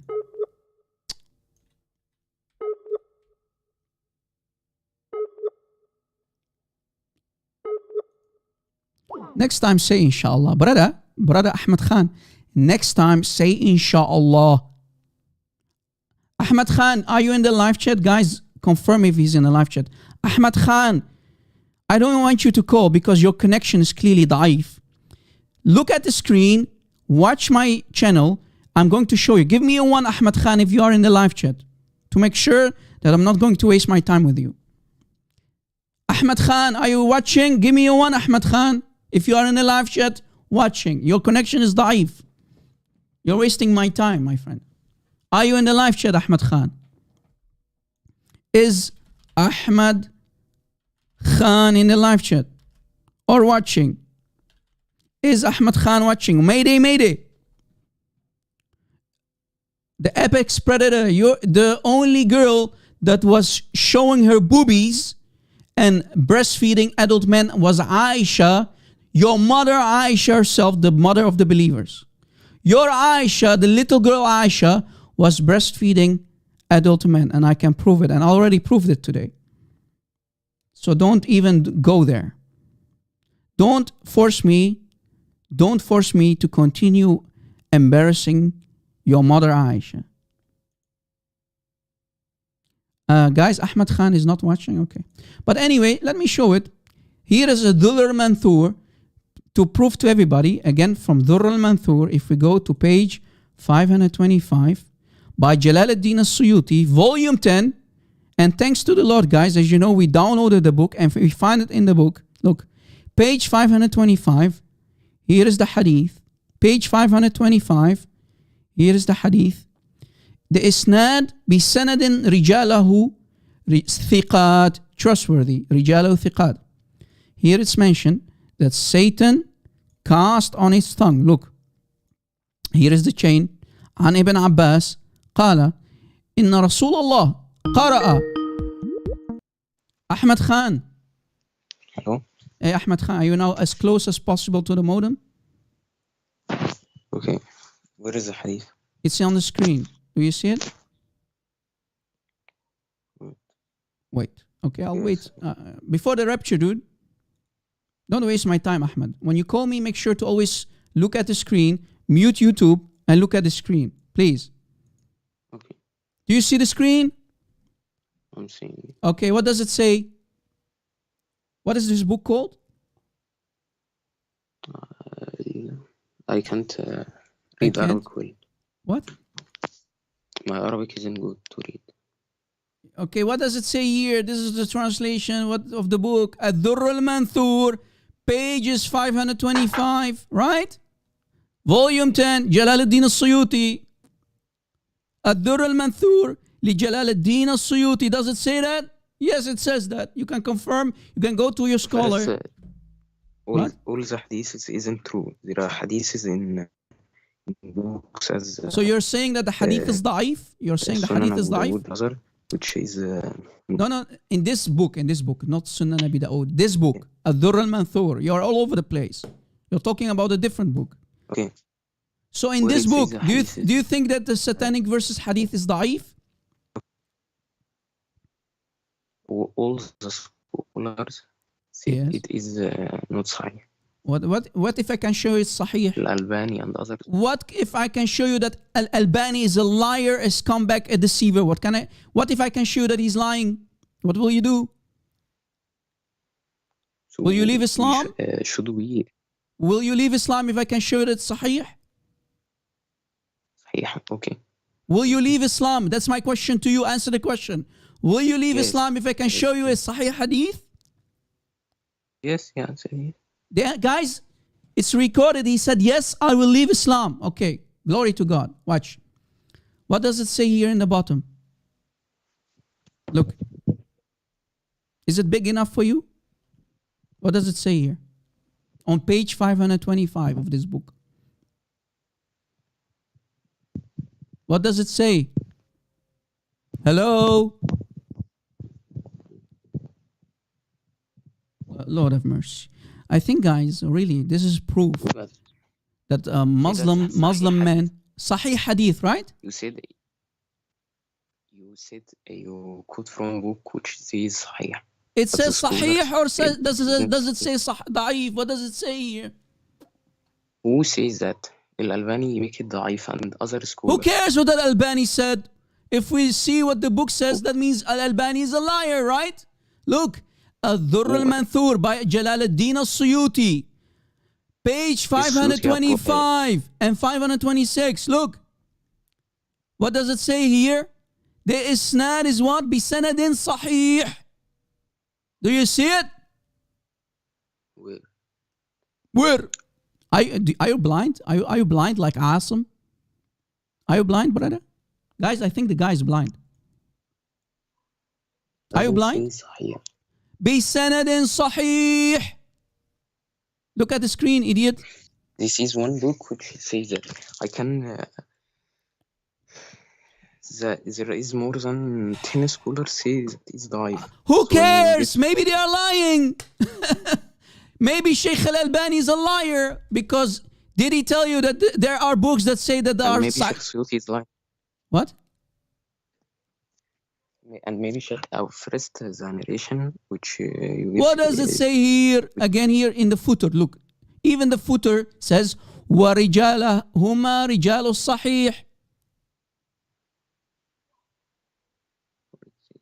What does it say here? وَرِجَالَ هُمَا رِجَالُ الصَّحِيحِ. The science, you Muslims always brag about the science of a rijal, right? What does it say? Rijal as-sahih. Doesn't say that? Say it. Say yes. Where it says that? Did you give me a waste of time? Never ever call me again. Idiot. Where does it say that? I think the guy either is a troll, he's trying to troll me, waste my time, or he's truly blind. Guys, what do you want me to do more than this? People in the live chat, people are watching. What more do you want me to do for these people? Do you should I guys? Should I rip my own shirt off? Do you want me to open my cam? Don't call me. You had your chance. Do you want me to open my cam and rip off my shirt for these people, man? Idiots, man. You see, guys, this guy here is a perfect example of how Muslim mothers drop their Muslim babies when they are babies. This guy truly, his mother dropped him on his head when he was a baby. I mean, these people, their IQ is even lower than a potato, man. Low IQ. Do you see how Islam, guys? Do you see how Islam truly eats brain cells? Islam is a brain-eating virus or a bacteria. Call it whatever you want to call it. Don't call me Ahmed. Ahmed, don't call me. Waste of time. Call me another time when your IQ is higher than today. Guys, should we give him a last chance? Last chance. Because I'm very patient, brother. Ahmed, are you going to waste my time or are you going to look at the screen? Most of the time you just deceive your watch. Let me block this guy. Guys, enough. Guys, let me block him. You're deceiving your audience. You're an idiot, man. Get out of here, man. Idiot. Get out of here, man. I am showing you the book. I gave you the book title, even the cover. Look, this is the cover of the book, man. This is the cover of the book.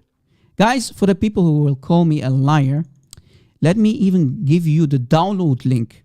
Look how I will provide everybody the download link of the book.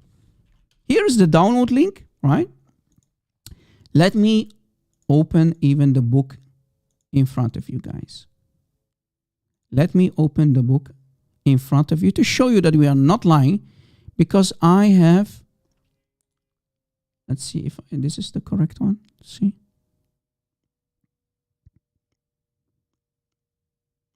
Here, this is the correct one. Okay.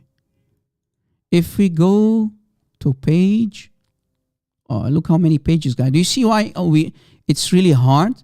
Guys, I only scrolled a little bit and already almost on page 1900. So guys, do you have any idea how kind of big the books are? What kind of big, huge books they are? So I need to go back, and my PC is almost dying. This is how big this PDF file is. Look guys, how many pages. Do you understand why I can't, during a live show, why I can't simply go through the whole book? It takes, is there a way? Yeah, I can do it like this way, maybe. 5:25. This is more easy. Okay. This is not the correct. Okay, here. Al-Dhur Al-Manthur. Okay. Page 526. 525. Okay. Here's the actual page, guys. Do you see it? Here on the left. 525. Let me try to make it bigger to show you that we are not lying. 350. Okay. Is this big enough? I think it's big enough. Okay. Page 525. Look, guys. Page 525. Same page. I only took a screenshot, right, guys? Do you see it? This is the screenshot. And I put my translation here. بسند رجاله ثقات. بسند, look. بسند رجاله ثقات. Page 525 of the download book. An Ibn Abbas, right? And it says here that Satan cast on his tongue when Muhammad was reading أفرأيتم اللات والعزى ومناة الثالثة الأخرى. And then Satan puts on the tongue of Muhammad تلك الغرانيق العلا, the satanic verses, وإن شفاعتهن لترتجى. And then the Quraysh of Mecca became really happy with Muhammad. They started to rejoice. And they say, Muhammad just mentioned our idols positively. He never did that before. And then Jibreel, after 8 years, comes, because remember the abrogation happens in Medina, not in Mecca. And then he tells Muhammad to recite it again. And again Muhammad said, أفرأيتم اللات والعزى ومناة الثالثة الأخرى تلك الغرانيق العلا وإن شفاعتهن لترتجى. He repeats the satanic verses again. And then فقال, Jibreel said, ما آتيتك بهذا. I, Jibreel, did not bring you this. This is from Satan. هذا من الشيطان. This is from Satan. So Jibreel himself, the angel Jibreel of Islam, confirms this is from Satan. And then Allah, after 8 years, sends chapter 22, ayah 52 to abrogate the chapter. So Allah sends chapter 22, ayah 52 when Muhammad is in Medina. Thank you very much. Did we lie? Of course not. It's in front of you. And the next hadith on pages 525 and 26, there's another hadith. This one is Sahih. بسند صحيح. You see it? We in the footer, even in the footer, it says ورجالهما رجال الصحيح ورجالهما رجال الصحيح بسند صحيح. Next page, page 526. Page 526. This is the hadith that is sahih, right? And the chain is here on top. Same story. And then what does Muhammad do when he delivers the satanic verses? تلك الغرانيق العلا وإن شفاعتهن لترتجى. And then Muhammad, not realizing these are the satanic verses, that he just delivered the satanic verses, he does what? Sujood, فسجد وسجدوا. Muhammad commits shirk and bows down to Allat, Al-Uzza wal-Manat. فسجد, and all the Quraysh, including Abu Bakr, Umar, Ali, all of them. وسجدوا. Muhammad commits shirk. Thank you very much. Thank you, thank you, thank you.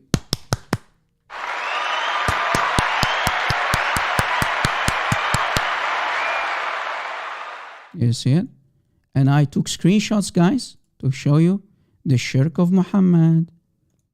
Muhammad on chapter 5, on pages 525 and 26. This part here, look, بسند صحيح. I took a screenshot of the page that you just saw, and I provided to show you that it's sahih, right? And this part here are the satanic verses, this part. And here Muhammad is committing shirk. فَسَجَدَ وَسَجَدُوا. Sujood. Sujood is an act of worship. So Muhammad worshipped Allat, Al-Uzza wal-Manat that day, guys. Muhammad worshipped Allat, Al-Uzza wal-Manat, the three bird idols of the Quraysh. Rob, you're deceiving. How am I deceiving? Is it sahih or not, you idiot? Who cares what Sheikh Al-Albani said? Sheikh Al-Albani is clearly a liar. Sheikh Al-Albani is clearly a liar because he did not tell you about that there are sahih reports, not only mursal. You idiot. Did you do your homework? Is there maybe a chance that Sheikh Al-Albani is a liar? Of course. He lied. He did not mention these sahih hadiths. And I can show you another book. But guys, I have no time anymore. I really have to go. But do you see that we are not lying? Muhammad that day, guys, became a mushrik. Muhammad that day became a mushrik. He committed shirk. Muhammad committed shirk. Thank you very much. So was the hadith sahih? Yes. Let me put it even in his eye. This idiot. Let me put it in his eye. Here, look. I hope it's big enough for you. The hadith is sahih. Idiot. Who are you calling a deceiver, you idiot? Who are you? How dare you to call me a deceiver, you idiot? The only deceiver is your Allah. Wallahu khairul makareen. The best of all deceivers, your Allah and your satanic prophet. Congratulations. Guys, thank you for watching. I really have to go. I really have to go. Thank you for being here, guys. Thank you for your amazing support.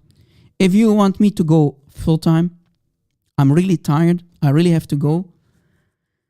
But if you want to help us out, guys, to reach full-time ministry, you can support us on patreon.com. The link is in the description box.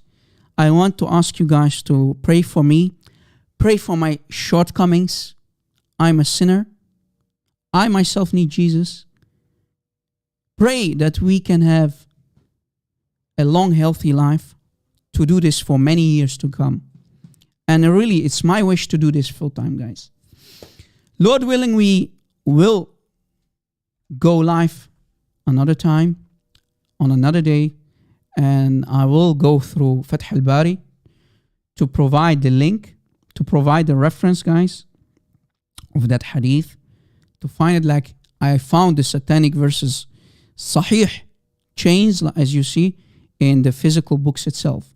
Because Muslims say, it doesn't say that RC, the hadith does not exist RC. Boy, oh boy, we're going to provide this report, guys, that you see here. We gave you the link, but we are going to go through the Islamic books, the physical books in Fath al-Bari to show you that this hadith truly exists. next time. Keep me in your prayers, guys. Keep our admins in your prayers. Admins, make sure to provide the timestamps, and Phil Herrera will also provide the references in the comment section under this video. Thank you for being here. Again, every knee will bow, every tongue will confess that Jesus is Lord, and Muhammad is a fraud prophet, and the Quran is nothing but a corrupted book. We proved it today, guys. Thank you for being here. God bless you. God bless your loved one. Deus vult. We will see each other very soon, guys. Deus vult. See you. God bless you. Bye-bye.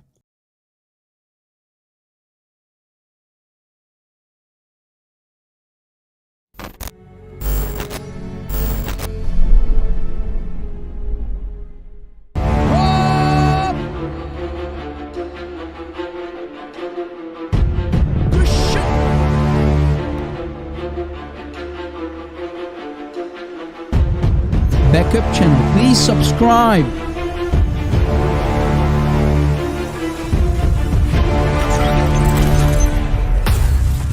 Did you subscribe, guys?